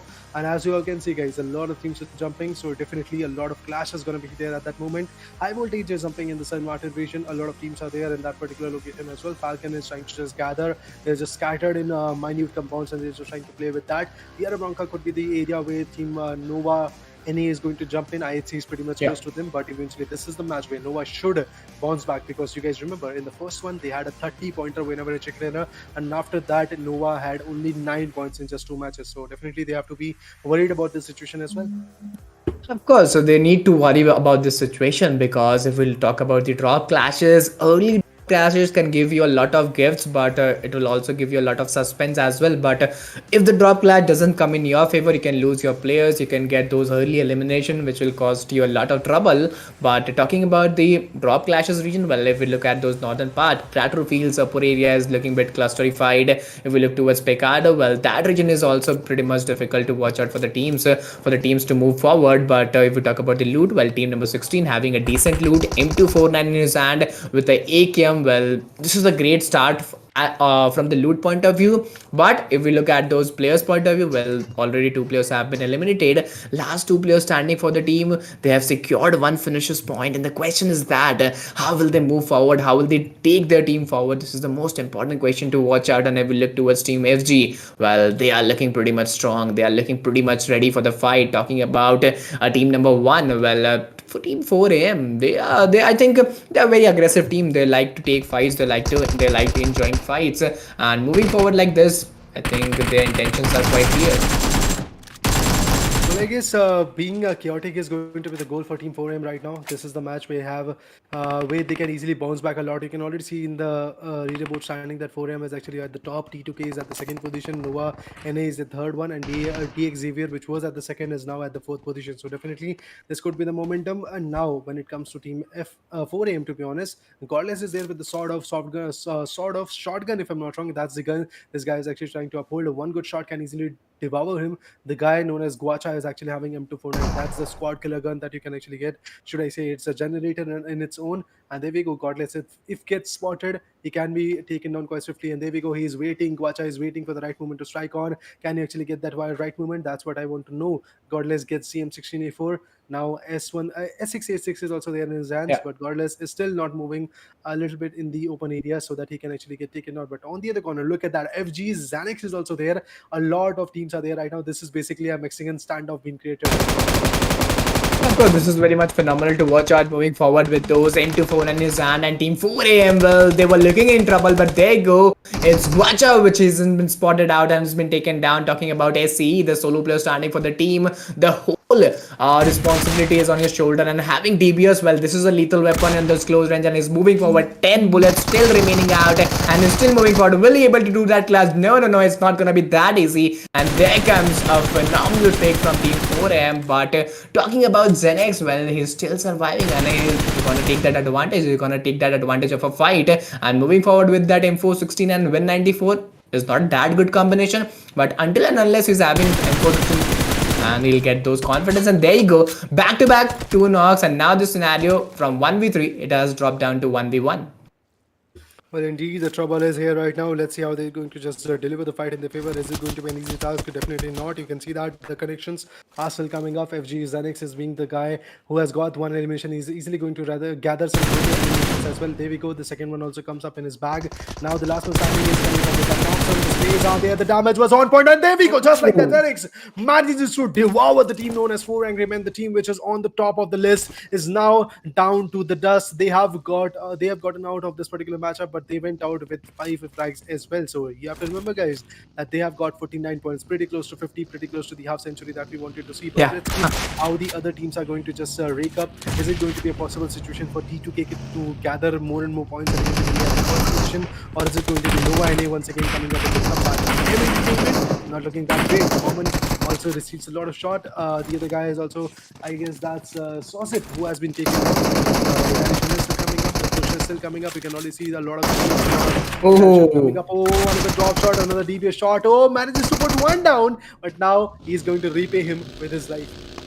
Well, of course, they have to repay with his life. And finally, if we talk about team number 4, well, team Nova NA, team number 4, team RC, well, they are coming back in this match, and I think those 3 finishes point will give a lot of boost and a lot of confidence, and there you go.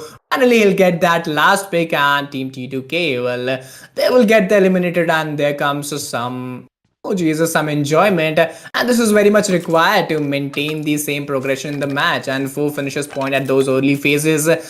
I think losing 1 player is always a disadvantage to watch out, Raider, but having 4 finishes point at those early phases is pretty much good, is a pretty much good start. But if we look at the timer, well, almost 7 minutes is over.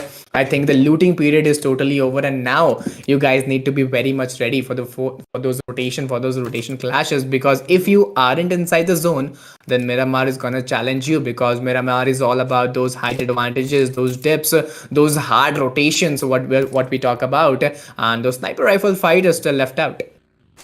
Well, definitely, I believe the situation which we are going to carry out is going to be the carnage, is going to be the fights, is going to be the rotational crashes, and you Yeah. can see that Vintorez manages to just, let's say, gather the loots that he is actually going to cherish from the that scenario of that particular enemy. Moving up at high voltage, they're having 0 packs in their favor right now. High voltage wants to gather a lot of points right now. They are residing at #8 in the leaderboard. They can easily rake up some good points, and they can easily form a beautiful alliance and their teammates. So definitely I'm actually rooting for this team as well. So yeah, 13 teams, 46 players. Let's see which one is going to be the one which is going to lift the trophy, lift the chicken dinner in this particular matchup.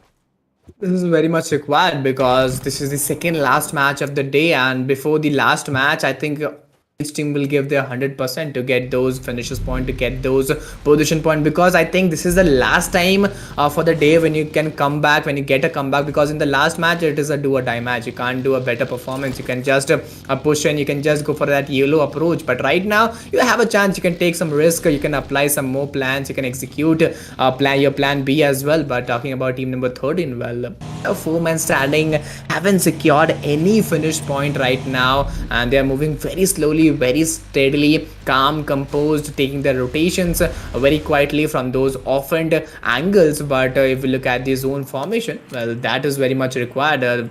At those which part of the zone, at those which part of the map the zone formation will take place, it is very much important to watch out. But talking about team number 5, well, this is a surprise attack. This is the suspense what we were talking about, and T2K Sentry SS finally is coming with that 1v2. No, it's not that easy. But if we talk about the other players of team 2K, well, I think they aren't here for that support, and that support was very much needed right now, Raider. If you look at the players, look at the teams, 13 teams of 45 players, almost 9 to 10 minutes are over, and there you go, there comes the support. Rig is there with those M416. But if we look at team number 5, well, there comes a long range fight with those M416 sprays, Carl sprays, and 5.56 bullets, and those 5.56 weapons also plays a major role here.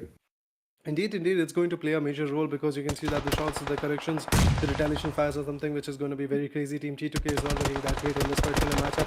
All the teams which are at the, let's say, first position are losing a lot of spirits. Now Legend is about to receive one more shot and he's going to go down. And yes, that's what happened. Falcon Yosef manages to put down T2K Esports as at the end. Right now, T2K had only one elimination in their favor, and they went out at #13. So that means they are not even going to get a single point for the position that they attained in this match. So this is going to be a very square off type of match for them. Now if we talk about UI, well, look at that, how close he is to the enemy territory. How he's going to retaliate with this is going to be a bigger question. IHC on the other corner manages to bag one frag, and apart from that, there is one more enemy coming up in the close quarter. Let's see how they're going to perform with that. Team GEEK is going to be there.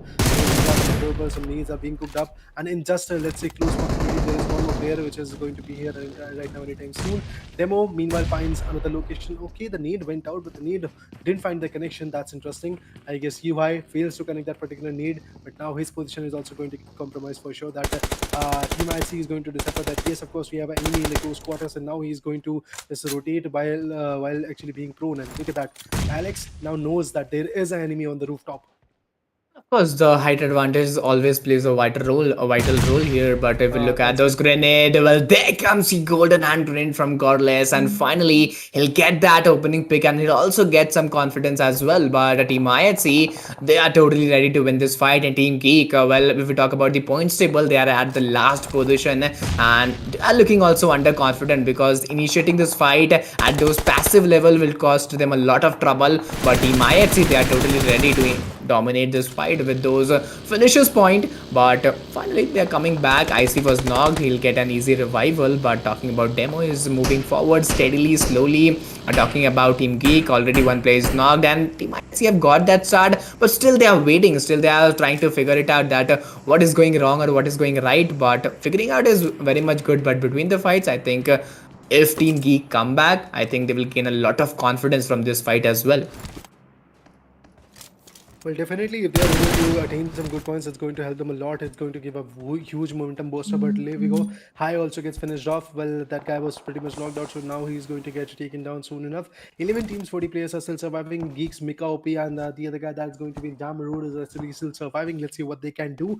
INC's IC manages to put one down, and that's going to be FAZE's Tony K with a beautiful gun known as Yeah. SLR. We all know that gun is one of those guns which people don't love to use, but IHC is here to defy any other preconceptions that you actually have, any other perceptions that you are going to have as a competitive player. But now another nade goes in. Let's see, is it going to connect? Well, the nade goes in. Splash damage is there. Definitely not enough to put them down to dust. Nova NA is the team which is going to face off team VK. Remember, guys, team VIVO K is the team which is not able to gain even a single point in the last two matches. They have only 4 points, but now High Voltage gets connected from GEEK, and this is the moment where they might actually capsize the fight. This is the moment where they can get some more finishers point, and this is the point where you can also dominate in this match, but third parties always play a vital role. If we look at Nova NA, well, they are still waiting, and there comes a surprise attack. Pick has been taken down, and talking about other players, the split can cause them a lot of trouble, moving very much steadily, and there comes a 1v1, and finally he'll take that pick, he'll get one knock, and he'll also get those finishers point, moving for that 1v2, and coming that drop shot. Well, new.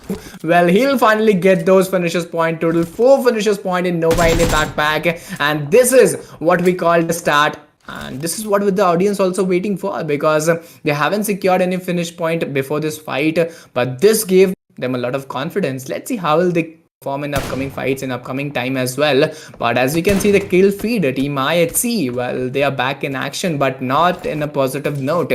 Players are getting down from team IHC as well, and if we look at team number 3, well, they're totally at those height advantage, waiting, no finishers point, they're inside the zone, so they are very much quiet to watch out. Well, right now, if I talk about Team NSR, should I say Team NS REDFORCE? Well, this is another beautiful team which is trying to gather some good points as well. Right now, in front of them, it's going to be Team Scarlet Reject Scarlet, to be honest. And if I talk about IHC, after having 2 eliminations, now they are focusing a lot on the enemy as well. Geeks Damarud is also going to get focused very soon. The 4 zone is about to be here anytime soon, so definitely when the 4 zone comes in, it can actually help out a lot of elimination, because right now the teams are being very stagnant. They're not moving up ahead, and now the zone comes in. 50 seconds more to go. After that, the zone will punch in. You can already see quite a few teams are outside the zone. One of those teams is going to be NS REDFORCE, and the guy which is actually going to, let's say, have that 1v1 tussle with them is going to be Team RC's Duelo. So he's in the close proximity. Can he actually devour the fight? That's the biggest question right now. Well, this is a very much important question to watch out, because if we look at Team GEEK, well, the last player surviving for the team is still waiting forward, is still waiting behind the players to come towards him, to come inside the zone. But if we look at Team High Voltage, well, does the name justify the team? This is the question to watch out, because the name is High Voltage, and can they perform? Can they deliver that high voltage performance? This is a question to watch out. But talking about IHC, well, they are trying to initiate the fights from their side, because this team is very much aggressive. They like to take fight, they like the enjoyment, they like the aggression, they declare it from their side. But if we look at the time, well, almost 15 to 16 minutes is over, and almost 50% of the time is over. In fact, more than 50% of the time is over. But there you go, Team Nova NA is finally back in action, and they're declaring the fight. No, they're not declaring the fight, they are declaring the second fight of the match. And I think this could be very much chaotic to watch out, because back-to-back fights can give a lot of trouble, but it can also give some surprises. It can also give some beautiful gifts to your team as well. But looking towards Team RC, well, almost Julo has been picked off, Divine, and it's RCR, it's Ox. He's taking some tap shot with Mini 14, a pretty much important weapon to carry forward in Miramar. But will this grenade make any connection? Will this throwables make any difference right now? Well, the exchange of grenades has been done, and that was an on-point grenade. But behind the screen, it's come FAZE MR5, who's taking some more picks for his team, and this is what we call a perfect coordination, a perfect communication, and a perfect teamwork. Has to be there right now, and you can already see some shows are going to be there. RC's Reggie, OCDX is also there on the back foot, and you can already see another need has been cooked up on that boulder. I guess that rock should cover him up. Oh, the nade goes in. That was an on-point nade, and Nisar is facing a lot of wrath from the nades being cooked up. And now RC, well, once again, another nade is going to be there from RC. Let's see, is this nade going to impact a lot or not? Well, the nade goes in, splash damage is there or not? That's what I have to check out. Well, on the other corner, Nova's QC66 has been taken now. That's a sad sight to watch. And right now, currently, Team Nova has to gather some good points, but they have been taken down. Team Nova and has to just recoup and be back in the fight. Currently, they've got 46 points, but they have to gain more and more. The Xavier is also having some good opportunities. Nimi manages to loot our airdrop, and now they can easily bounce back. Meanwhile, I see with that SLR once again pops one out, and that's going to be high voltage, which is suffering right now. But Team NSR, how they are going to deliver the fight is something we have to check out. Some mollies, some throwables are being cooked up at this moment. You can already see that the deliverance of these nades and the mollies are something which is pretty much on point. But OX can easily spot him out. Left corner spottation is going to be there from the left corner. The guy gets taken down on the other side. He's also there with the backup. Can you actually go for the backup? Well, there we go. He also gets taken down. This was the moment where Team NSR knew that they can easily capsize on the fight. Reject Scarlet did a beautiful number of doing that amazing throwables, of using those throwables, but at that exact moment, they had to be pretty much secure about this situation as well, that how they are going to push when the throwables impact. This was very much important to watch out, and almost 18 minutes is over. And if we talk about Team FAZE, well, the 3 players are still standing but waiting very much quietly, very much steadily. And there comes the zone formation. If we talk about the zone formation, almost zone is shifted towards those eastern parts of the region around Tierra Bronca. But if we look towards the team, they're almost at those edges of the past zone, and it's still very much difficult for a few teams to come inside the zone. As you can see, it will cause a lot of rotation clashes, a lot of crowd, and there comes the crowd. If I'm not wrong, is Nova NA again trying to initiate some more fights at those northern parts of the region, and will that fight end on those positive note or a negative note? This is the most important question, because they're ranking almost at those second position in the overall standings. And if you look at those points, well, they have almost secured 46 overall points yet in the day one. But can they secure any more, or will they get wiped out? Well, right now, I guess getting wiped out is going to be quite troublesome right now. DX Xavier with Nova and DX Xavier, both of those teams are trying to take a tussle right now on each other. You can only see that the needs are coming up, the fights are being very volatile. Some more throwables are being cooked up. Let's see how this nade is going to impact on the guy. And yes, of course, the nade went out. This was not that on point. Now, has to fall back. Definitely, it's going to be a tough task for them to recuperate with this particular fight. DX Xavier, meanwhile, has to just be in the zone. So definitely, they are just trying to gather some results. Apart from that, delivered right now. Team Nova. You now gets taken down, and that's bad for them. Right now, the last man standing from Team Nova has to secure some good points, but no, he fails to do so. AUG3 coming from Team the Xavier's Nimi manages to put him down to sleep, and now second position still resides in the hands of Nova. And this was the match where they might. I guess I had the expectations where they might have actually gained some good points, but they are failing to do so. Just the first match was there in their bag, and after that, the last 3 matches were not in the hands of team known as Nova NA, and that's actually really very sad for me. Moving up when it comes to teams like IHC, let's see how they're going to perform. Well, Alex has been taken down. IC's SLR is just working its charm, and apart from that, when it comes to guys like Cloud, let's see how they're going to rotate the some money cooking tap shots are coming up, but failing to actually connect those shots at that pinpoint precise location. Beautiful. The other one has been finished off. Was taken down, but apart from that, that's interesting. Demo comes up with a backup. Demo is actually here with that M416 spray coming up. MR5 goes in to revive his teammate to bring back the glory of the team, but he knows that the zone damage is way too high, so definitely securing the location in the zone is going to be the right call for him. Of course, securing your position, your team position is very much important. If we talk about team phase, well, this is the great phase for the team, because the playing which they are played, I think that is totally much phenomenal to watch out.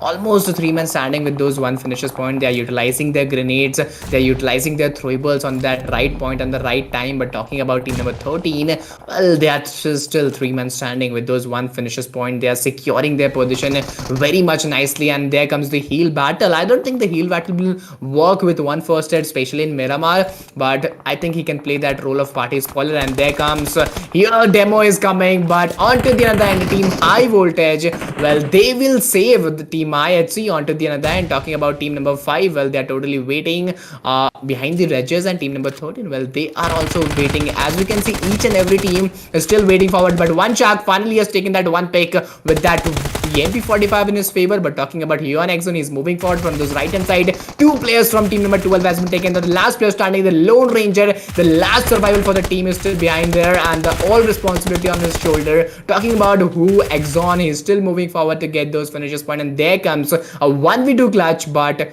If we look at team number 13, they have also lost some of the players. The last player standing for the team is one Juan Exxon, and really able to get those finishes point or get those place point throughout the match. But there comes the on-point grenade from Nimhi, and the elimination was very much chaotic to watch out. Talking about the zone formation, the western part is looking very much difficult, very much challenging for the team. And team high voltage, I think the one and only contender, which what I think to win this match is looking team high voltage. But if any teams target them, I think that could be a pretty much difficult task.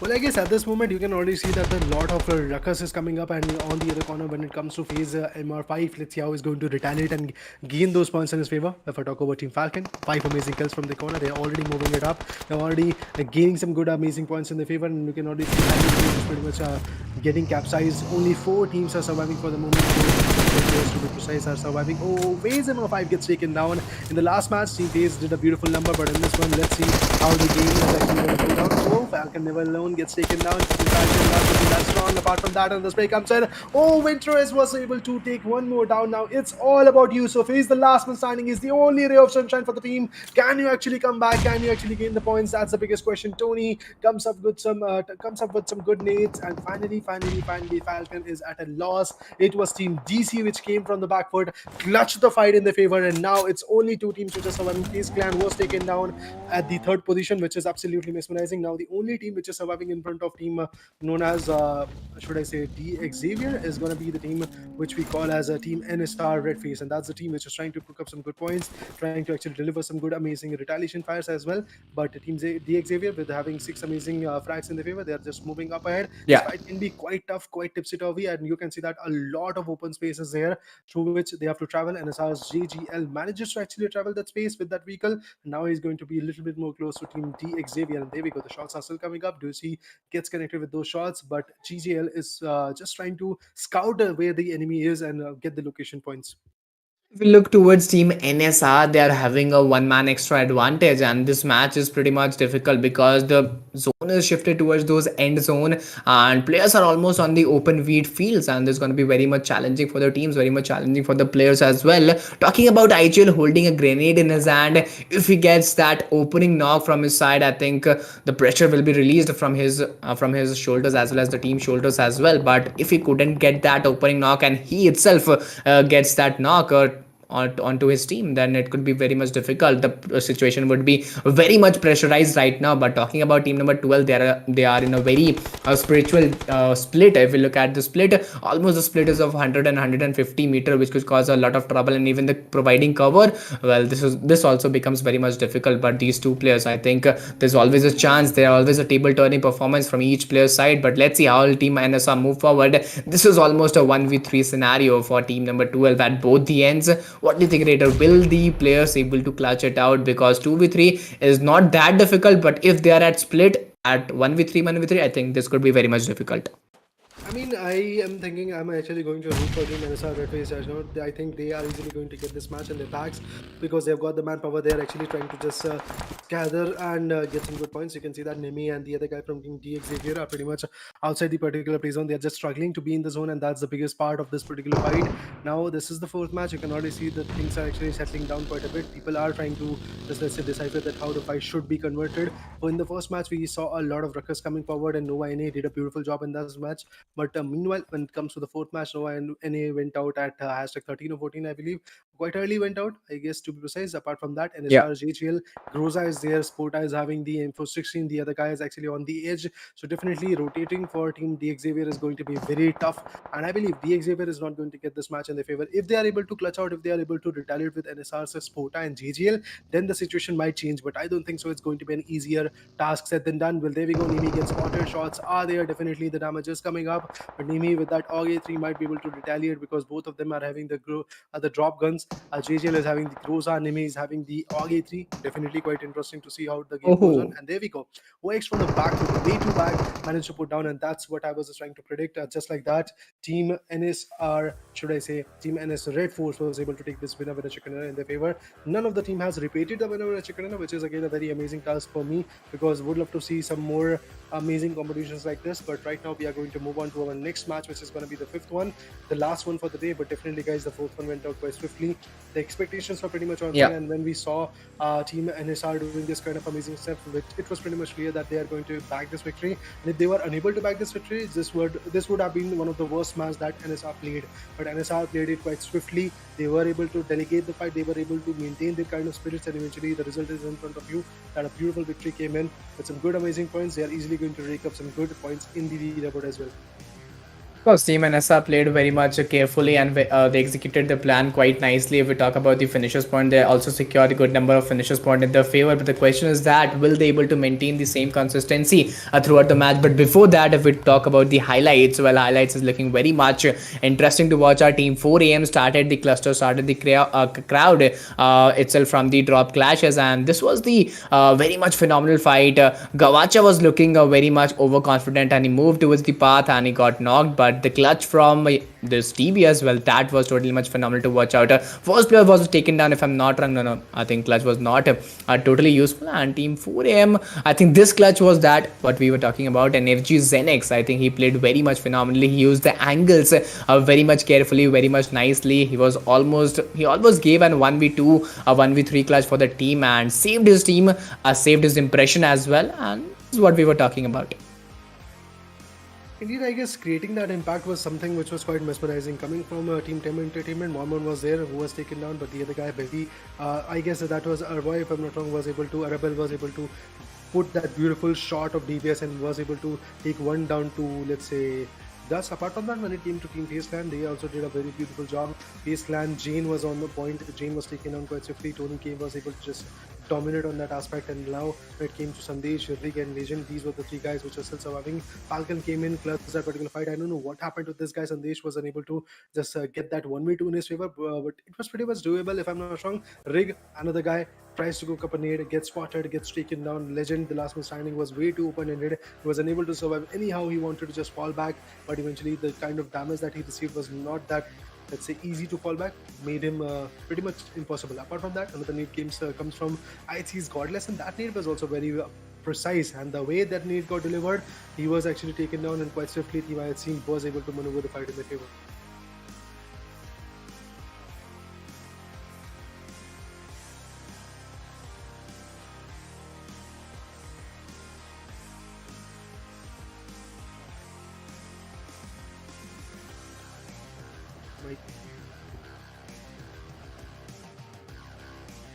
Mike. This was what we were talking about. 10 teams, 32 players at this point were still surviving. 17 to 18 minutes were almost over. And this was the table turning performance. This was the table turning area which we were talking about. And Team RC at this point got eliminated. But Team FaZe, well, this was a great phase for the team. This was the great area where they could get those early domination, where they could get those early position in the zone. But they tried to take some more fights. They tried to initiate some more fights from their side. And NS REDFORCE, so well, they played very much phenomenally. 6 teams, 21 players. Almost 22 minutes were over at this point. And talking about Team 1, well, I was expecting the clutch, and finally, if we talk about Huon Exxon, he proved his worth in the team and finally did a very good useful clutch 1v2. But this grenade, well, I think the player haven't seen each other, but still the grenade came on point and the player were knocked. I mean, the domination that actually Team Falcon showcased was absolutely amazing. But at that same exact moment, two or three members of Team Falcon was taken down, and after that, it was all about Yusuf. He was the last man standing, but he also gets taken down from the back foot. If I'm not wrong, this was the moment where Team DXavier came in and just like that sweep the fight, and there we go. Oh. It came in from FaZe's Tony K, and after that, DXavier was able to manipulate that fight in their favor. And after that, Nimi gets taken down with a beautiful shot coming from Team NSR's OX, and then Lucy also gets taken down from the same guy, and just like that, the winner chicken dinner falls in the hands of team known as NSR REDFORCE. And you can already see 6th is the rank that they are going to uphold, 22 pointers of a chicken dinner. They are still unable to break the record of Nova NA, which had the 30 pointer chicken dinner, 15 for the finishers, 15 for the position right now in the overall standing. But moving up ahead, they are easily jumping a lot. 1446 is the right number of damage that they showcased. Now let's talk about the MVP as well, who is the guy known as the most vital player of this particular matchup. After the 4th match, we can already see it was FaZe's Tony K. 6 elimination, MVP point is going to be 6.32, damages of 1241, 60% team contribution was done. That means the total team had 10 finishes to be precise, and the longest animation that this guy forecasted was at 242 meters, which is decent enough. Well, of course, in Miramar, 242 meters is very much decent to watch out. And if we talk about the damage, well, damage was also pretty much good. But here comes the overall statistics of the day 1 match 4. Total 59 elimination were done. And if we talk about the total healing, 6879 healings were done. If we talk about the knocks, 76 knocks were done. Throwables used 219. 3 airdrops were there. If we talk about the head start, well, this is very much good to watch out. 11 headshot were there, and the total rescues of those knocks people were of 30 rescues, and the longest damage, which is pretty much expected in Miramar, is of 343 meters. Well, indeed, I guess the longest animation is something which can actually showcase that how much of an aim pinpoint precise situation these guys can actually carry out. But meanwhile, when it comes to the highest elimination, that was FaZe Tony Kim. He also gathered the highest amount of damage. He was the one who manages to take the highest amount of knockouts as well. But NSS QX was the one who actually was able to get the longest animation, to be honest, with the distance being 343 meters, which is amazing. Highest assist when it comes to that, it was WX with that kind of amazing synergy. That's amazing, man. Match summary is pretty much here right now. Let's talk about the match ranking as well, and there we go. We have got the match ranking. 22 is the right amount of points that NS REDFORCE got. Baseline got 20, which is decent enough to rot in that. Xavier got 18 of their own. Team Falcon got 13. High Voltage got 9. One team got 7. Nova and the other team known as Reject Scarlet got 6 of their own. And Furious Gaming had 5 points. Same goes for 4 Angry Men. IHC Sport had 4 points. Fury had 2 points. GEEK had only 1. VIVO KD only 1. P2K Esports also goes out quite early with only 1 point. And Tem Entertainment also went out quite early with only 1 eliminations. Right now, let's move on to the eliminations and damage phase so that we can talk about that as well. How much of an elimination were there, how much of an damage were delivered from these particular teams will be pretty much clear from this bar graph. Well, of course, if we talk about the elimination and damage chart, well, I can totally see Team FaZe is having the highest elimination and highest damage with those 10 eliminations in their backpack and damage of 2,325. But if we look at those second position, there's no competition between FaZe and NSR. Team NSR has secured 7 finishes point in their backpack with a damage of 1,446. But the question is that they have secured the chicken dinner, which is very much important. But looking at Team IHC, they've only secured 2 finishes point, but the damage given by the team is of 1,078. Which is very much surprising to watch out. Getting 2 finishes point and getting the damage of 1,078. I think it's totally phenomenal. And you were trying to dominate, you were trying to execute a plan, but it was not that successful enough. Let's see what will happen in the upcoming matches, which is the last match of the day, match 5. How will these teams perform out? Well, meanwhile, when it comes to the head-to-head of the players, well, it's going to be between Nimhi, who is representing Team Xavier, and 4 Angry Men's WWX. You can already see that damage dealt by WWX is absolutely amazing. Eliminations is pretty much same, but when it comes to the throwable being used, look at that. Nimhi used 38 throwables in 4 matches. That shows how much of a let's say carnageous player is Nimhi. He wants to actually go ahead with the throwables. He wants to go ahead with the mollies and the other things like let's say smokes and nails, and that's amazing. Now head-to-head is pretty much over. Let's talk about the overall standing. Let's see what is the impact in the overall standing, and before that we are going to get the overall rank, the MVP ranking. We can already set see, to be precise, that Nimhi from Team Xavier is going to be on top with the total damage of 2,166, and survival time is actually looking very amazing. Apart from that, when it comes to 4AM's WWX, he's also having the 10 eliminations. Damage is higher, but when it comes to the average survival, that's the area, that's the criteria where this guy is actually lurking behind. Asaki is unable to give the deliverance, is unable to give the kind of, let's say, carnage that we were expecting in the last few matches. But now let's move on to the caster deck and talk about the upcoming matches as well. But before that, we have got the head-to-head of this particular first 4 matches, to be precise. The eliminations coming from Xavier is 21. FaZe Clan is at #2 with 23 eliminations. Winner chicken dinner for FaZe Clan is going to be 1. You guys remember in the second match, if I'm not wrong, they had the winner chicken dinner of close to 17 points, if I'm not wrong. Average damage is coming up in the favor of Team FaZe Clan. That's 1345. Average survival time comes in the favor of Xavier. Headshots were appointed a little bit more higher when it comes to FaZe Clan's game. And utilities being used, look at that. Pretty much similar. just a gap of 2 points. Total points, if we talk about that, the Xavier becomes the only team to cross the half century. Well, of course, they are going to be proud of that. But apart from that, if we talk about FaZe Clan, they are also coming up pretty close to 50 points. Angry Man is also very close. No NA, they're just dropping down from #1 to #2 to #4, and that's not great. T2K Esports also dropped down quite a bit.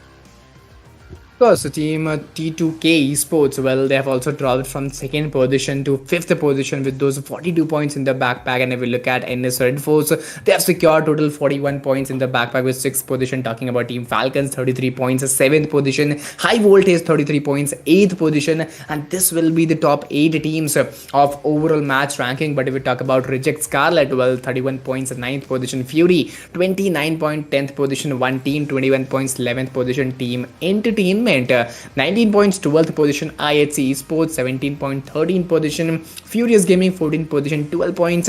And I'm still surprised enough that VIVO, Kid and GEEK Fam, well, they have secured 4 and 3 points with 15th and 16th position onto their side, which is very much, I think, surprising to watch out. And it's totally not easy for the team, not easy for the players to maintain the same consistency throughout the match. You need to come back in the matches, you need to execute your plans, or if the plans are not executing quite well, you should change your plan. You should come with that plan B as well. Let's see how will the teams and players perform in the upcoming matches in the upcoming times. But now the Raider, I think the 4th match is totally ended. The last match is by default map, Erangel. And what do you think? What will be the statistics? What will be the changes in the Erangel map? Well, we'll talk about that a bit, but right Yeah. now we are going to take a short break and we are going to be back very soon. And after that, we are going to talk about the meta of map of Erangel. So definitely, we are going to be back very soon. Make sure to actually stay tuned, and eventually, guys, make sure to like the stream, share the stream, and as much as you can do it, make sure to actually go ahead and subscribe the channel as well. Right now, we are going to tune in for the break. See you in the another half.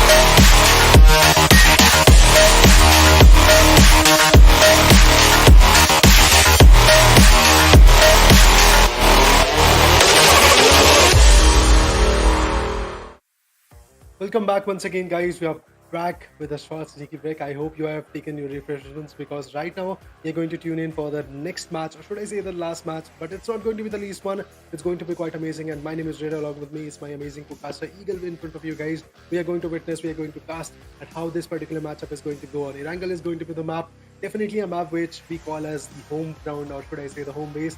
So definitely it's going to be quite amazing to see how this map forms out and how the fights are going to get delivered. Often it's going to be quite difficult for the teams, because if we talk about the map, it's the map of an angle, and always we talk about the by default. We always talk about the players, we always talk about the teams, but we also need to talk about the maps, because if we talk about the map, it's a map of an angle, and it's going to be very much difficult. Players are known to the areas, players are known to the region, players are known to the weapons as well, so it's going to be very much devastating for the players and teams as well. But without wasting any time, we'll move towards the fly path, and I will look out towards the fly path, starting from those southern parts of the region, ending towards those northern parts of the region. A basic fly path, it's not biased toward any part of the map, any part of the region. But if we talk about the drop location, well, the major drop location like military base, Novo Ripnoi, Pochinki, Milta Power, Gatka, Query, as well as Rozhok, the capital city, these are the regions to watch out where we can see the major drop clashes. What do you think, Raider? Will the team initiate the fights at those early phases, or will they wait? They will move steadily, they will move compositively with some loot in their hand, or will they try to initiate those fights at those early phases, because this is the last match of the day? So I think they could go with that YOLO approach as well. Well, see, this is the last match, but apart from that, there is one more thing which is going to create a lot of ruckus, and that is this is Scrims, not a tournament. So definitely people are here to just try out some new strategies. So I guess those strategies should be pointed out in this match as well.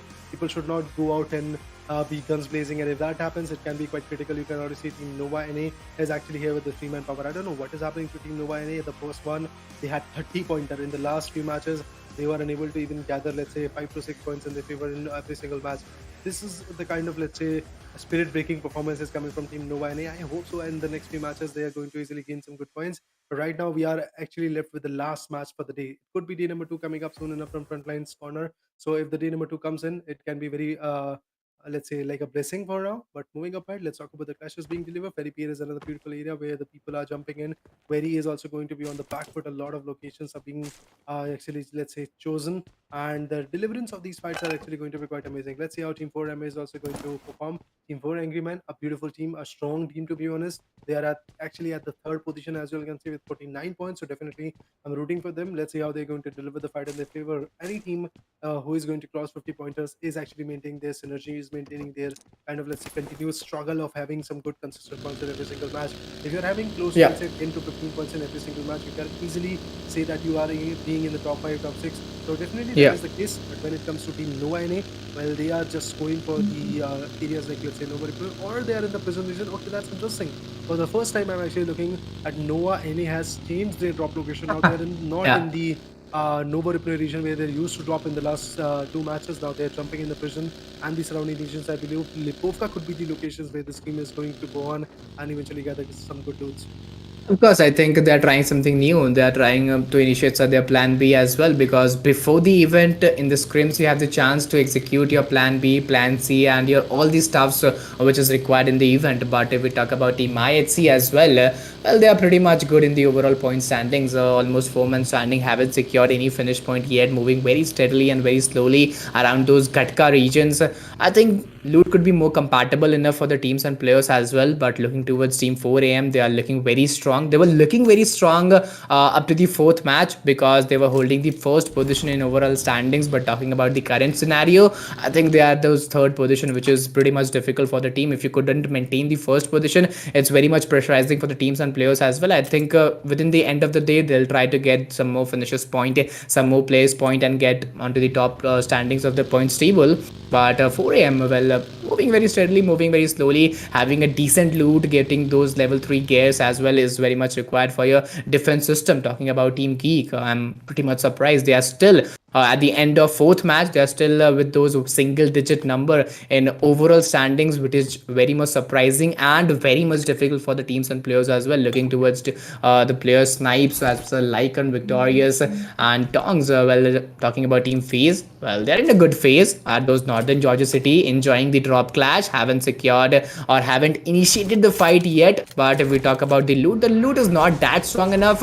Micro Uzi and a shotgun in his hand will not give you a lot of stuff. But if we talk about FaZe Winters, it's Wintores. Well, AKM and M416 is a great AKM, if I'm not wrong, it's AKM and M416 or EMP45. It is a great combination to watch out. And the grenade in of Tony K, will that make any connection? Will that give him some difference? This is the question to watch out. Moving with that EMP45 in his hand with the suppressor, I think is very much careful. And there you go, some final initiative sprays has been taken down, and I don't think it's going to be that easy, Raider, but still he's moving forward. And the first knock from team FaZe has been coming, but here comes the trade of 1-1 is coming from the both of the teams, and which is very much crucial. But the early knocks and the early instant revival is also given out. And we talk about Winter. Well, here comes the surprise attack, moving with that AKM, the lethal weapon, having 20 bullets in his hand. He is still looking very much lethal. And there comes the final spray. 2 players has been taken down. Team FaZe is looking in his zone. And finally, team number 11 and team IHC is not looking so great. The last player standing demo, the whole responsibility is on his shoulder. And within a snap, Team FaZe has eliminated Team IHC, and this is what we call the perfect plan, a perfect execution, and a perfect result. Man, oh man, what a beautiful fight coming from Team FaZe Clan. I would love to see this team actually reigning on top once again, and you can already see they are just leading the charts quite a bit. They are actually being on top in the leaderboard by 1 points. They are maintaining their buffer. They are pretty much being chaotic. But moving apart, let's talk about Team NSR, the team which actually got the beautiful win with the chicken in the previous one. Let's see how they're going to perform in this beautiful match of Triangle. Definitely, this is the last match, but we know that the Carnage can actually set forth. The fight is actually going to be quite optimizing as well. 6 minutes have been passed, and you can already see that the first zone is coming up to an halt. Really, very soon, the zone will actually get converted, and after that, we have to see that how these people are going to, let's say, gather the loots and maybe take up a fight, or maybe just be defensive enough. Moving up, if I talk about JTL, look at the beautiful Coupe RG that this guy is trying to rotate with. He's being very dominant, he's being very effective, but on the other corner, we can see some good players from Team Fury also lurking in the shadow. That could be Trigger, but there we go. The Tesla coming from Team RC.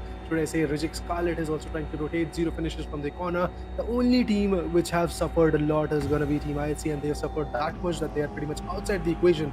On the other corner, if we talk about Team GEEK Xavier, look at that. They're also trying to rotate. If we talk about RC Divine, rotating with that Coupe RG, they are just trying to find the gap, or should I say the safe location where they can retaliate. If I talk about Lucy, GBS is the gun that this guy is trying to use. Well, there we go. The slam continues. He's going to just push forward. The nades are actually being cooked up. This could be the moment where Team RC can actually just easily gather the first ever frag from their corner in this particular matchup. The nades are being there. The throwables are actually getting delivered. Lucy manages to give a splash damage to the guy, but now another S12 came in. And he's completely going to finish him off, and just like that, Team TX, or should I say Team GEEK Xavier, is actually out of the equation. This is the first one for Team Reject Scarlet, and now they have tasted the blood. They are going to hunt for more. Well, of course, they'll go for some more finishes point, because they will be not satisfied with only one finish point in the backpack, and getting not satisfied is also a very good thing, very good opinion for the teams and players. But if we look at total teams, so 15 teams, 58 players are still surviving. 7 to 8 minutes is almost over. And talking about team number 6, they're looking pretty much strong enough. 4-man standing. This team having not a finish point and not getting early starts in this match can cause a little bit of trouble through this team as well. But looking at the timer, well, almost 8 minutes is over, and your looting period is over. Raider, you need to get ready for those rotations. But there you go, team number 7, they are looking at this trouble, and the split can cause a lot more trouble to the team. And see the solo players standing around those bridges. One by one, the team is getting eliminated. The players are getting eliminated, and they're the last player. I think he's enjoying his stuff. He is totally in his zone. It would be more preferable if he would be with his team. I think it could help his team to get some more finishes point to defense it out. But Team 4AM, I think they were totally phenomenal to watch out. And there comes one more fight. Team T2K finally pushing towards that solo player and getting an easy free kill point. Well, see, definitely, I guess taking those points is not going to be an easy task. And we can already see how these people are just trying to manipulate and get those points. Look at that. T2K Legend comes up with a blow. He's actually here with a beautiful elimination. His team is here with the one elimination right now, but Legend is finding his level best. He's trying his level best to gain some good points. Meanwhile, when it comes to Nova NA, look at that, how beautifully they're just trying to rotate from the prison region, from the Lipovka region, slowly but steadily catching up to the squad house, which is beyond the Milta Power region. So definitely, that's interesting area to actually go with. But now look at that. Team Vivo KDs, this is the guy who is the last man standing. Shello is the name. Let's see how he's going to be that amazing and how he's going to get the points in his favor. Well, of course, it's not going to be an easy task. I hope so that he's going to deliver some good points in his favor. But let's see how he's going to do that. How he's going to manipulate the fights in his favor is the biggest question right now. Can easily be spotted from the teams which are rotating from the left corner, should I say, the military-based region. Apart from that, high voltages, Cloud is also there. But NSR Savin has been taken down with a beautiful Kar 98 shot. I was not expecting a Kar 98 let's say clash coming up in this type of map, but yes, of course, the Kar 98 is there and SR is trying their level best to give the backup. But is it going to be an easy task? Not at all. You can only see a lot of shots are being delivered. Palaj is trying to be some but no, the connections are not founded. This team is particularly dumbfounded for now. Team NSR, the team which let's say secured a beautiful Chikadera, is now at a loss right now. You can only see a lot of damages there, but definitely not enough to put down the team known as Team FaZe. And yes, of course, they are just moving up. Team Falcon Gaming is just trying their level best to have some good points in their favors. And moving up ahead, NSR is unable to stop them.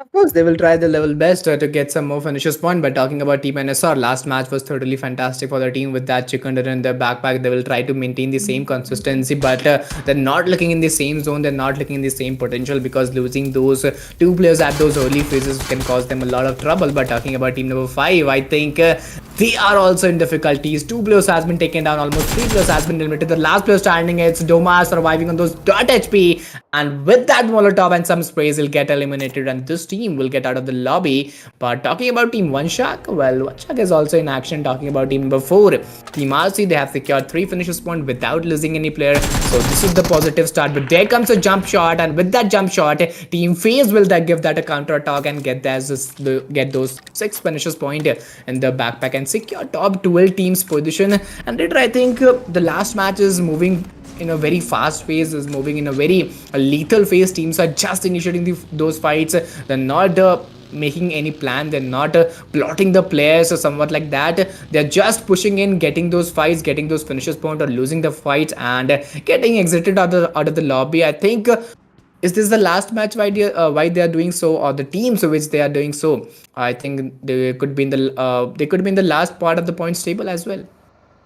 Well, I believe Team DX is not actually at the last position. You can see that hashtag 2 was the location where they were trying to fight back, but the team which they tried to devour was team known as FaZe Clan. So definitely FaZe Clan had to be stopped, because right now if FaZe Clan is actually going to get the winner in this one as well, they are easily going to rake up to 70 points. So that is something actually which is making them worried a bit. But on the other corner, look at that. Havoc also tries to rotate. Well, let's see his rotation is going to be on point or not. Let's see how he's going to survive a bit more. Jigal on the other corner is also being very dormant, very vigilant about all of the aspects, but now Jigal is going to come back for the vehicle, and when he sits back in the vehicle, I believe the shots are going to be there, and if the shots are going to be there, definitely it's going to help him a lot. Look at that, Tesla has been chosen, and Havoc is just trying to just go ahead and get that vehicle done and dusted, but now they are just trying to capture. Shots are delivered, well, of course, one down, about to finish him off, but no, he's not going to be successful in that. Another nade being cooked up. Let's see how his nade is going to get cooped. Is it not going to help him a lot? Well, the nade goes in. Oh, man. Oh. Havoc gets finished off. Jigar still survives. Jigar is going to spray him down. Yeah, there we go. While cooking up a nade, you have to be worried about that your position is not going to get revealed. Vivo KD finally gets post elimination. They are actually going out of the equation at hashtag 12. So they means 1 for the position, 1 for the finishes. That's all they are going to get. Now the Tesla should be cooked up. And apart from that, GEEK is also receiving a lot of shot from some other team. I believe that's going to be team 4AM. And there we go. Team GEEK received the knock from team known as 4AM, for agreement to be precise. But they're having a very beautiful area. Nova NA is not messing around right now. They're not even close to the fight. Whenever they come to the close proximity, I believe they can easily retaliate with a lot of points. High voltage comes up with a good blow. Assassin is the guy who is going to put 1 more down from team number 2. That's interesting. Team GEEK is at a very volatile angle. So he's just at those off-guard angle. And talking about Team High Voltage, they're totally proving their name, they're totally proving their worth in this lobby. And if we talk about Team GEEK, they're not looking that strong enough right now, because and not that confident enough just due to that the past matches, that due to those finishers point, just due to those place point in overall standings. But team high voltage again are pushing with that same charging, with that same intensity, charging with that same aggression, and on to the another end. Team 4M, well, they have got a great start with those 3 finishers point into their hands, but will that tap shot make any difference? Nova Pico, well, he has been spotted, and there comes a phenomenal headshot. He's barely surviving those few HP, and Nova PQ, you better be very much ready for those fights, because Team 4M, they are looking very much aggressive in this match.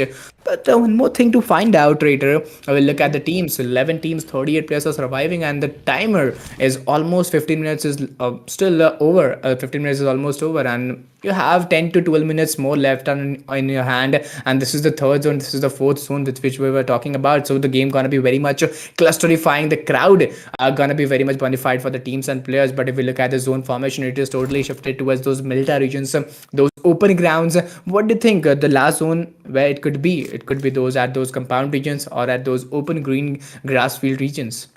See, predicting zone is not going to be an easy task right now, but I would Yeah. love to predict that the zone might actually go towards Milta. And eventually, the Milta region is going to get favored. A lot of ruckus is going to be there. A lot of teams are moving right now. A lot of circles are having the driving Signia in their favor, and now Nova is actually getting in the close combat with Team IC, and that can be quite troublesome for them. Team Reject Scarlet is coming up in the close combat. One good guy from Team Nova is already taken down. The other one, let's see how he is going to retaliate. UO now is actually going to be there, and there we go. A nade being cooked up. The nade could have been very tormenting, and yeah, the splash damage was there, no doubt in that. The damage was pretty much optimizing.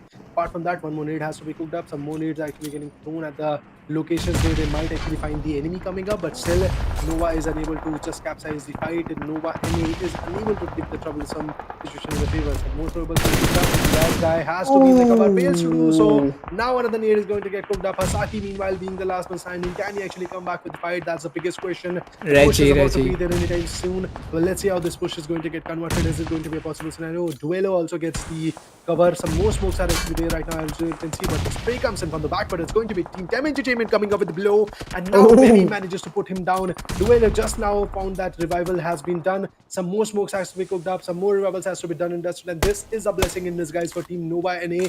Meanwhile, Nova NA has actually come back in the scene, and now the revival is pretty much done, and as you can see, after this revival done and dusted, they can easily bounce back, they can easily maintain their spirits, and maybe just deliver a lot of ruckus for this team known as a Team Reject Scarlet, because that is a team which actually cost them a player.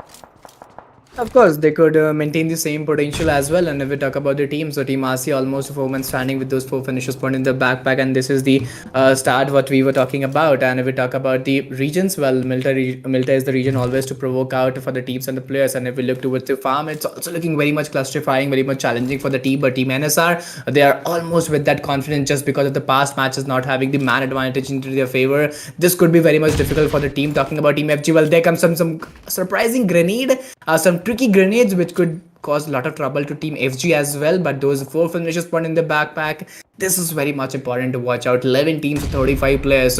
Talking about Team GEEK, well, they are totally ready for the fight. What do you think, Team GEEK onto the other end? Team FG as well as all to the other end, both of the teams simultaneously are trying to take this fight. But this grenade, I think that was totally on point. But the fights will totally been won by Team FG, and Team NSR, the team which got the chicken run the last match, will get eliminated. Talking about Team 4M, well, they're looking pretty much strong, pretty much ready to take those fights. They're looking very much aggressive. In the central part of the zone, Raider, if I'm not wrong, they're trying to initiate the fight at every corner of the zone, at every region of the zone, which is the message is totally clear that they need to get some more finishers point. But talking about Team GEEK, they are 3 men standing. They have lost 1 player, no finishers point yet. They have secured top 10 teams position, and top 30. They are also on top 34 alive players as well. And the timer is almost ready. The next zone shrink will start in just 3 to 1 seconds. Well, indeed, the zone shrink is going to be very on point. Apart from that, when it comes to Team GEEK, let's see how they're going to deliver the points in their favor. Right now, they're facing the lack of finishes, but very soon, I believe the finishes are going to be there for them. High voltages, Assassin is there, Jiggle is going to be there, and everybody is just trying to pinpoint precise the aim and eventually get some good blows in their favor. But is it going to be an easy task? Well, not at all. 30 more seconds to go. After that, the fifth zone will punch in. We all know that the fifth zone can be very menacing, to be precise. Apart from that, some more sprays are actually coming from the team known as Fury. This is the team which actually secured a beautiful win over the chicken dinner. Team Entertainment is pretty much out of the equation of getting that win over the chicken in the past 4 matches, but this could be the one. This could be the last match where they can easily rake up some good points because they have got the manpower. Well, Bevy gets taken down at the same exact moment. Team 1 Esports is just trying to be very chaotic in front of them. Let's see how they're going to deliver the points in their favor. Is it going to be an easy task? Well, I don't think so right now. Team Bevy goes in, and eventually the revival for that guy has to be there so that the manpower should be delivered. FG, if I talk about Trigo, manages to put one down from Team FaZe. That's going to be Tony K. The last match's MVP is pretty much knocked out. Liker also gets taken down. That's interesting. Team FG is just trying to be very chaotic on the team which is known as Team FaZe. So definitely FaZe clan is actually receiving a lot of shots.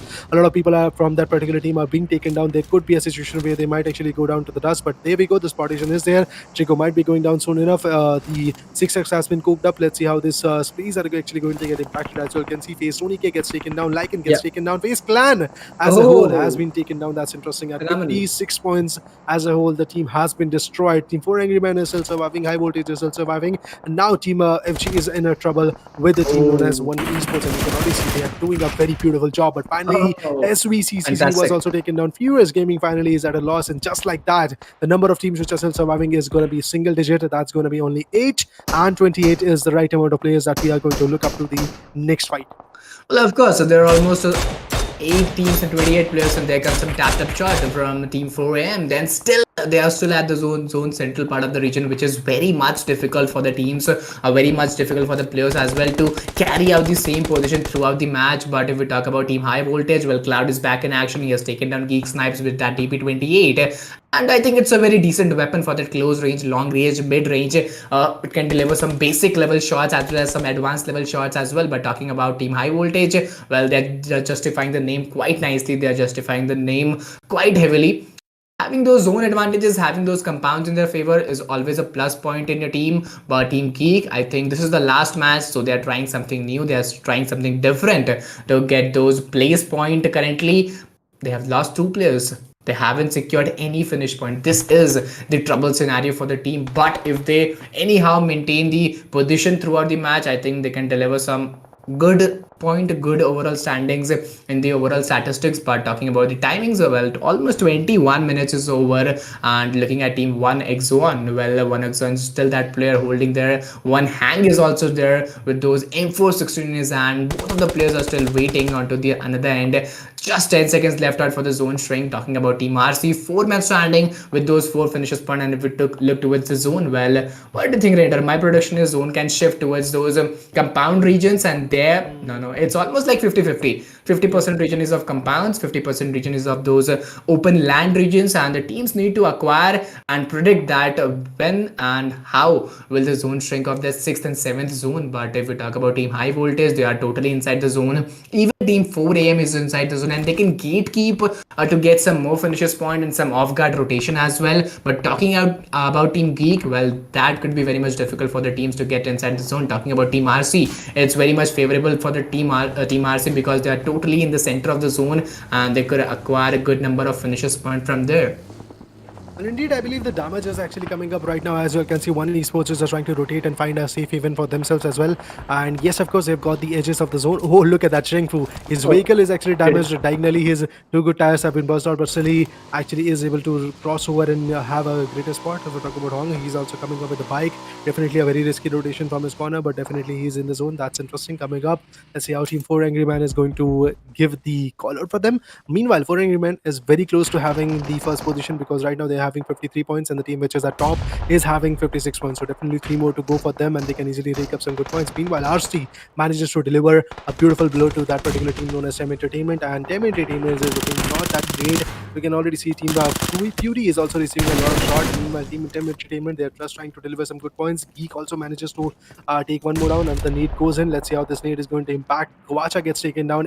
Team Entertainment, to be honest, has been taken down as Shagate. Only 1 for the position point. The rest apart, the finishes were not at all there. So definitely this is the thing they have to be worried about. Moving up at 7 teams, 21 players, that's the right amount of call we are going to get. 4 AM, apart from that, reject Scarlet is another beautiful team. Apart from that, One Esports is also one of those teams which is having the 4-man power. Fury is also having the 4-man power. So quite a few teams are there with the 4-man power. Meanwhile, Nova, NA, and High Voltage, apart from that, GEEK are having either 2 or 1-man power. So that's definitely something these guys have to be worried about. Look at that GEEK damn root. The last man standing of his particular team is being very sneaky. He's very close to Team High Voltage. It can be very risky for him to survive for now. But yeah, of course, he's just trying to hold his breath at the last how he can do. At the least, he can actually just survive for the top 3 position. So let's see what happens eventually. But now, 4 a.m., they are being very vigilant. But One Esports with the 4-man power is trying to push forward. So that can be risky for them. Of course, I already predicted earlier that there could be some gatekeeping scenarios, and the same is repeated by Team 4AM as well. They are 4 men standing, they have already secured those 3 finishes point. Each and everything required to get this match as well as get this fight is considered by Team 4AM. They are 4 men standing with those 3 finishes point. They also have the confidence, but onto the other side, the first knock has been taken by Team 1, which could give them some confidence. And if Team 4AM get eliminated at this point, I think they will lose the table topper position. And if they win this fight, I think they can totally secure the overall table topper position at the end of day 1. But talking about Team High Voltage, well, they are also initiating this fight with the Team GEEK, and within a snap, Assassin will take that, the last blow of the fight, and Damn Dude will get the eliminator, and Team High Voltage will win this fight. But all to the other end, Team RC, Team Nova NA, well, they are totally onto this central part, considering the squad house, considering the warehouse into their favor. But the fight between Team 4AM and Team 1, well, these two, this single fight, I think very much, it's going to be very much interesting for the teams and as well as the players to watch out, because whichever team wins this fight, I think they will get the they will get the X Factor location inside the zone. And I'm pretty much eagerly waiting for the fight to end, but they are very slow. They are moving very steadily to take this fight. But onto the other end, even High Voltage needs to get inside the zone, because the zone formation is again very much difficult. It's totally a hard shift. Talking about Team RC, well, this is the solo team getting the area inside the zone. And if we talk about Team 4M, I think they have the chance to get inside the zone and then initiate the fight. Will Team 1 give them that time? Well, that's what we have to see right now, that how they are going to capsize of this particular fight. And you can already see that 4 Angry Men is just trying to devour a lot of people, and 7 is the right amount of kills that they've actually attained. That's interesting. The way they are just trying to deliver the fights in their favor is absolutely mesmerizing. They're constantly trying their level best to capsize and gain some good points. But let's see how much more of a point they can actually deliver in their favor. That's the biggest question coming up. 5 teams and 16 amount of, let's say, players are actually still residing in the lobby. You can already see that a lot of clash, a lot of ruckus is being delivered in the fight. Looking forward to see that what will happen and how the people will capitalize is something we have to work on. I can already see a lot of ruckus there, a lot of fights, a lot of shutdowns are actually going to be there. But let's see how Team Nova NA is going to survive in this one. But there we go, Nova NA, one good player of that particular team has been taken down. It's not going to be another one. Slay comes in just like that. Nova NA gets taken down at the position #5 to be precise. So definitely not a lot of points for them in this match. They are actually in the top 5, no doubt in that. But expectations that were there was having somewhere around, let's say, the kill streak was in their favor and things like that would have been there. But right now, High Voltage is also trying to push forward. Assassin manages to put one down. He's going to completely finish him off, but now his HP is not looking that great. And now he has to survive. If he wants to survive, he has to actually get a beautiful spot in this area. But apart from that, he is just trying to just rotate and have a beautiful situation. But look at that, being in the close proximity, goes in for a 1v1, fails to do so. Just like that, the player has been taken down. Apart from that, some more shots coming from Team 4 Angry Men are just creating another level of ruckus. All top 3 teams, the top 11 alive players, and the match is going just to another level. If we talk about Team 4AM, they are looking very much phenomenal with those 8 finishes point in their backpack and without losing any player. But onto the other end, team number 16 is totally ready to challenge them to get this match at any cost, at any point. But looking at Team 16, they are also having man advantage. They are utilizing their position. Splitting out could be a way better option for the team as well, because if you are in split, you can get a better angle, better position, and off guard angle, and opening knock will always cause a trouble, will always cause a pressure on the opponents, on your enemies as well. Almost 28 minutes is over. I think players should use those grenades, players should use those throwables to get some early knocks, to get some early pressures on the opponents. But talking about Team RC, I think they are very much chill right now. They are totally waiting. They're trying to just disengage the fight right now and initiate those third parties at those end game when both of the teams are under pressure and trying to initiate the fight, trying to end the fight. And there comes the first blow. 4AM 33-7 has been taken down. First pick from Team 4AM was given, but there comes the one-on-one trade. Exchange of knocks are being done from both of the teams, but right now Team 4M is little bit under pressure. In fact, team number 16 is not looking so good. They have also lost last two players standing for the team. Team number 16 got some artificial smoke covers as well. And talking about the vehicles, well, they are also playing a prioritized role, but behind the screen, there comes Team RC trying to engage in this fight and get some more finishes point. Engage the third parties. Will Team RC get those taken? As per the prediction, 50% chances of Team 4M, but I'm not thinking so. If Team RC initiate the fights, I'm pretty much sure that they will win this game. Well, we have to check out that how these people are just going to perform and eventually how they're going to deliver the points in their favor. Right now, as well, can see Team 4M is not looking that strong. They are just trying their level best to continuously attain some good points in their favor. But can they actually go for it? Can they actually get those amazing points is what we want to know. Rampage is actually there from WWX's corner, and he's going to be the MVP for sure of this particular Pro Scrim day number 1, because the amount of decimation this guy actually forecasted was absolutely amazing. Meanwhile, when it comes to Team Fury, they are still holding a little bit of, let's say, breath. And apart from that, another need comes in, and now finally Team 4 Angry Men has been taken down. But that's for sure that 4 Angry Men is going to be the champion for day number 1 of the Pro Scrims. But moving up ahead, when it comes to Team RC, let's see how they're going to deliver the points in their favor. Is it going to be a possibility that they are going to attain and maybe just deliver some good points in their favor or not? That's what we have to actually check out. But if we talk about RC, one good guy has been knocked out. The other one is pretty much trying his level best to deliver the points in his favor, in his team's favor, to be honest. But let's see, is it going to be a possibility for him or not? Tricks, if I talk about that guy, he has got the DP28, definitely going to be quite impactful for him to deliver the points. Okay, the need comes in, the needs are there, the damages are there, no doubt in that. But Tricks cooks up a smoke, some more retaliation fire. You can already see how the beautiful drone shot is clearing it all out. But a low toss nade comes in. But before that, the spray from team known as Reject Scarlet manages to take that winner chicken dinner. They are able to back that beautiful winner chicken dinner in their favor, and this is what we call it the last match. It was the last one, but eventually a very interesting one, no doubt in that. It was quite amazing to see that how these people were able to perform, how these people were able to just dominate and get that top-notch performance in their favor, and love the way the Carnage set forth. Of course, the last blow was very much fantastic to watch out. First, you put some grenades and then you'll move forward under those smoke artificial cover, which was very much required for the teams and for the players as well.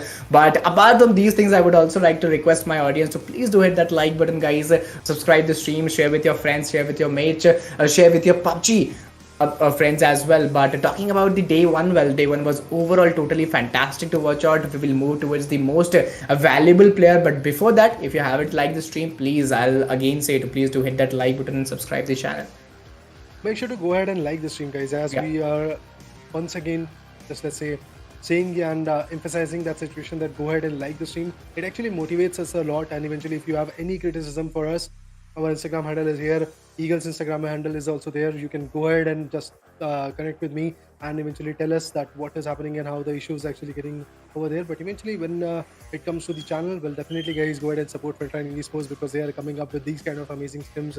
We had Showdown also, which had the price pool of close to $1,500 if I'm not wrong. I casted that eventually. So yes, of course guys, we have a long way to go with you guys, and eventually becoming a family is going to be the case for you guys. But moving up ahead, if I talk about the highlights, this was the first fight which actually went out, and here we saw that how FAZE can easily turn the tides. Of course, from here was the point where the match got started. Almost team number 9 trying to initiate some more fight, and team T2K Gender, basically they got eliminated at those early phases of the match. They couldn't secure more position or finishers point in this particular match, and team NSR as well. If we talk about this team, last match was totally fantastic, and this fight was the table turning fight where they lost 2 players. And after this fight, I think it has become very much challenging. That become very much crucial for the teams and players as well for the conclude the fight, to conclude the ending part of the zone. And I think this was the epic fight of the game, epic fight of the match, where team VCO, having those height advantage, acquired his position quite nicely, used the grenades as well, but he haven't seen the opponent position quite nicely. GEEKAY used his position, he was down the ground. But apart from these things, your skills always matter. Talking about Team GEEK, they couldn't deliver the same level of performance throughout the match. Overall 5 matches, they almost secured almost 9 to 10 points. And if we talk about Team RC, Team FG, well, they were also looking great, but they couldn't secure a better position.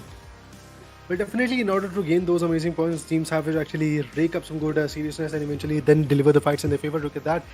Respective to the team known as Reject Scarlet, they did a beautiful number around in that, but when it came to the fight between Geek and High Voltage, there was a 1v1. He was able to contemplate that 1v1, but after that, when it came to the 1v2, situation turned out quite adverse. Assassin was able to deliver that fight in his favor, and just like that, the game went in the hand of them. When it came to One Esports, they were also able to push forward to Team 4am, but it was not at all a successful push. And if I talk about Team Nova NA, the last man standing from Team Nova NA manages to do a 1v1, and after that he was also taken down quite swiftly at the 5th position, or should I say, yeah, 5th position was the right position where they went out. And after that, Assassin received a beautiful nade, Jiggle was taken down, and finally another spray came in. Look at the HP of Assassin that he was actually upholding, but definitely High Voltage was being very chaotic, being very secure about that momentum. But after all, lastly, the finish actually came in the hands of Team 4 Angry Men. Of course, lastly, the finisher's point came into his hand. But talking about Team 4M, they totally played phenomenal. By the chance, they missed the chicken dinner, but this fight was totally amazing. First, he used grenades, then some artificial shots, and those artificial cover. And the final shot was just fantastic to watch out. And the winner chicken dinner was secured by almost 24 points in his backpack, and the damage was given of 1900. But we look at the overall rank. The rank is 3rd, and I'm quite surprised to watch out the rank is 3rd. Let's see which team will get those first rank in overall standings. Well, would like to predict that the team which is going to be on top in the overall standing is going to be 4M, because that is the team which is being consistent in all together in the 5 matches. And they did a beautiful number. High Voltage's Assassin was the guy who was the MVP of the match. You can see that 6 elimination, 5.29 is the MVP points. Longest elimination, man, I'm crazy at this moment. 383. I mean, that's huge in the map of Erangel. That's huge, man. That's huge. Team contribution was 75%, and apart from that, the damage is looking quite bleak. 888 is going to be the damage. But now let's move out and check out more and more details about these guys, and eventually let's talk about the overall statistics. 61 total eliminations were there. Total healings was 7290, and if I talk about the total amount of knockouts was 72. 212 throwables were used, 2 airdrops were looted, 9 headshots were appointed, 26 rescues were actually done, and High Voltage Assassin did a beautiful job of having the longest elimination of 383 meters, to be honest. Of course, if you look at the elimination, if I remember last match, the longest elimination was of 343, which was Miramar and Erangel. If we do of 383, which is totally phenomenal. But talking about the match summary, day 1 match 5, highest elimination HV Assassin, highest damage 4am Queen Chain, 4am got Execure, highest assist with those 4 assists in his backpack. Highest knocks were done, almost 7 knocks were done by WWX. If we talk about the longest elimination distance, which is secured by High Voltage Assassin, which is pretty much good, I think over exhausted to watch out.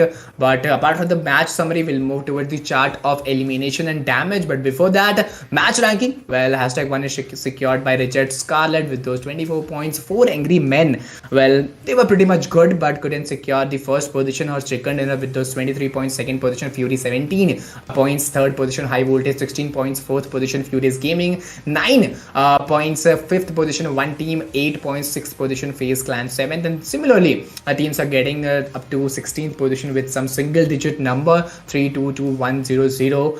And I was not expecting that Team IHC could get that 0 points in this match, but they performed way better than this in the last matches. But talking about elimination and damage, well, as we can see, Team 4am 13 elimination, which is almost like a one-sided domination with a damage of 2759, which is pretty much good. But at the second position, team having chicken dinner, Team RC, well, 9 finishes point with a damage of 1900 into their backpack, which is pretty much good to watch out. And other teams also secured a decent damage and a finish point into their backpack as well. Well, definitely, I guess doing this kind of number of numerous damage was absolutely amazing. IHC went out quite early. IHC and both DX Xavier had the damage of 283, but they were unable to gather the finishes. That is something which is quite risky. Tem Entertainment, look at the damage that they did, close to 1000, but still not having a single finishes. That's actually a little bit sad for me. But moving up ahead, this is the eliminations, the damage phase. Now let's move on to another detail that might actually come in from us. And we are waiting for the roll standing as well. But before that, we have got the head-to-head, and it's between 4am's WWX and RC's Oko BC. So you can already see that 3000 is the right amount of damage that WWX did. From Reject Scarlet, it was the guy who had 2500 amount of damage. That's interesting. Damage dealt. Eliminations were 16, slightly higher for Team WLX, and eventually throwables use was also a little bit more high for Team 4 Angry Men. Because the head-to-head was pretty much good to watch out between Team 4AM and Team RC, which was pretty much expected, as we can see the fights were the match between these two teams particularly. But it's totally won by, if I'm not wrong, 4AM WWX. He has secured more number of damage, which is 3089, more number of elimination as well. But if we talk about MVP ranking, first position is secured by 4AM WWX with those 16 elimination points in his backpack, which is almost a one-sided domination. Second is by RC, DCO back with those 12 elimination. Nahim is secured 10 elimination point. 11 is secured by FAZE, Tony K. And under the other end of 4AM, if I'm not wrong, it's Van who has secured 14 elimination, but he's ranked at 5th position just because of those damage in his hand. And the 6th position secured by Assassin with damage of 2253 and 10 elimination.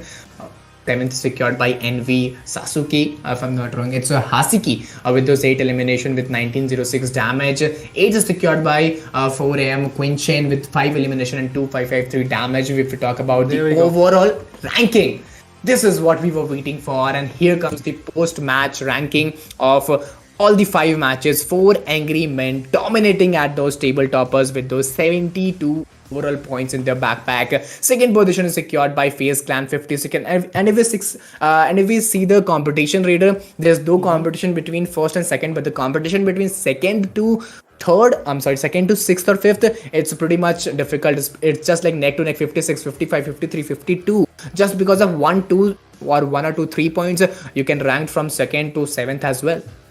Definitely every single point is going to matter. The best part is 4 Angry Man, despite of having 0 chicken dinner, they are the one which is leading the chart. Well, that's amazing, man. They were being consistent. Look at the amount of placement and eliminations point there. This was pretty much consistent. 34 is the placement point, 38 is the eliminations point. But now moving up ahead at the slightly adverse side of this particular event, D2K Esports 43 points from their corner, going down a bit. Falcons also had the same situation for them. One team with 29 points, a team Furious Gaming had 21 points, Time Entertainment had 20, IHC Esports had 17 of their own, VIVO KD had, I believe, 6 points in their favor. So definitely, I guess, a lot of loss of points were there in their favor. So definitely, this is how the day went out right now, guys, and this is how we are going to wrap up the day. 5 matches were pretty much over. This is the overall standing. You can already see a beautiful performance were delivered from the team known as High Voltage, and if I'm not wrong, Team 4 Angry Men is the one which is leading the charts. And the best part, as we talked about them, that is they didn't had a single chicken dinner. Every single match they were consistent. Every single match they were gathering 10 to 15 points, and all together you can already see a beautiful journey has been spotted. A beautiful performance has been done and delivered, and I'm actually loving the way this team is actually performing. So I'm rooting for them in the upcoming Pmgc Pro Scrims or Pmgc as well. So let's see what happens eventually. But right now, guys, I think we are going to take a leave. This was the day.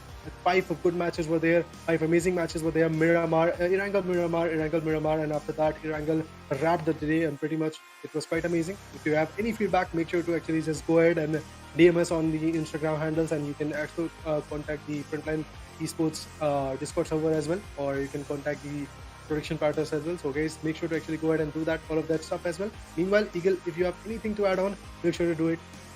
Well, I think you have completed each and everything, but before ending the day, I would just like to say, my audience, guys, Frontline organization and the behind management, the behind production team, the caster, they are doing very much great just because of you, just because of your entertainment. So I would like to request you all to please do hit that like button, subscribe the channel, share the stream, show your support.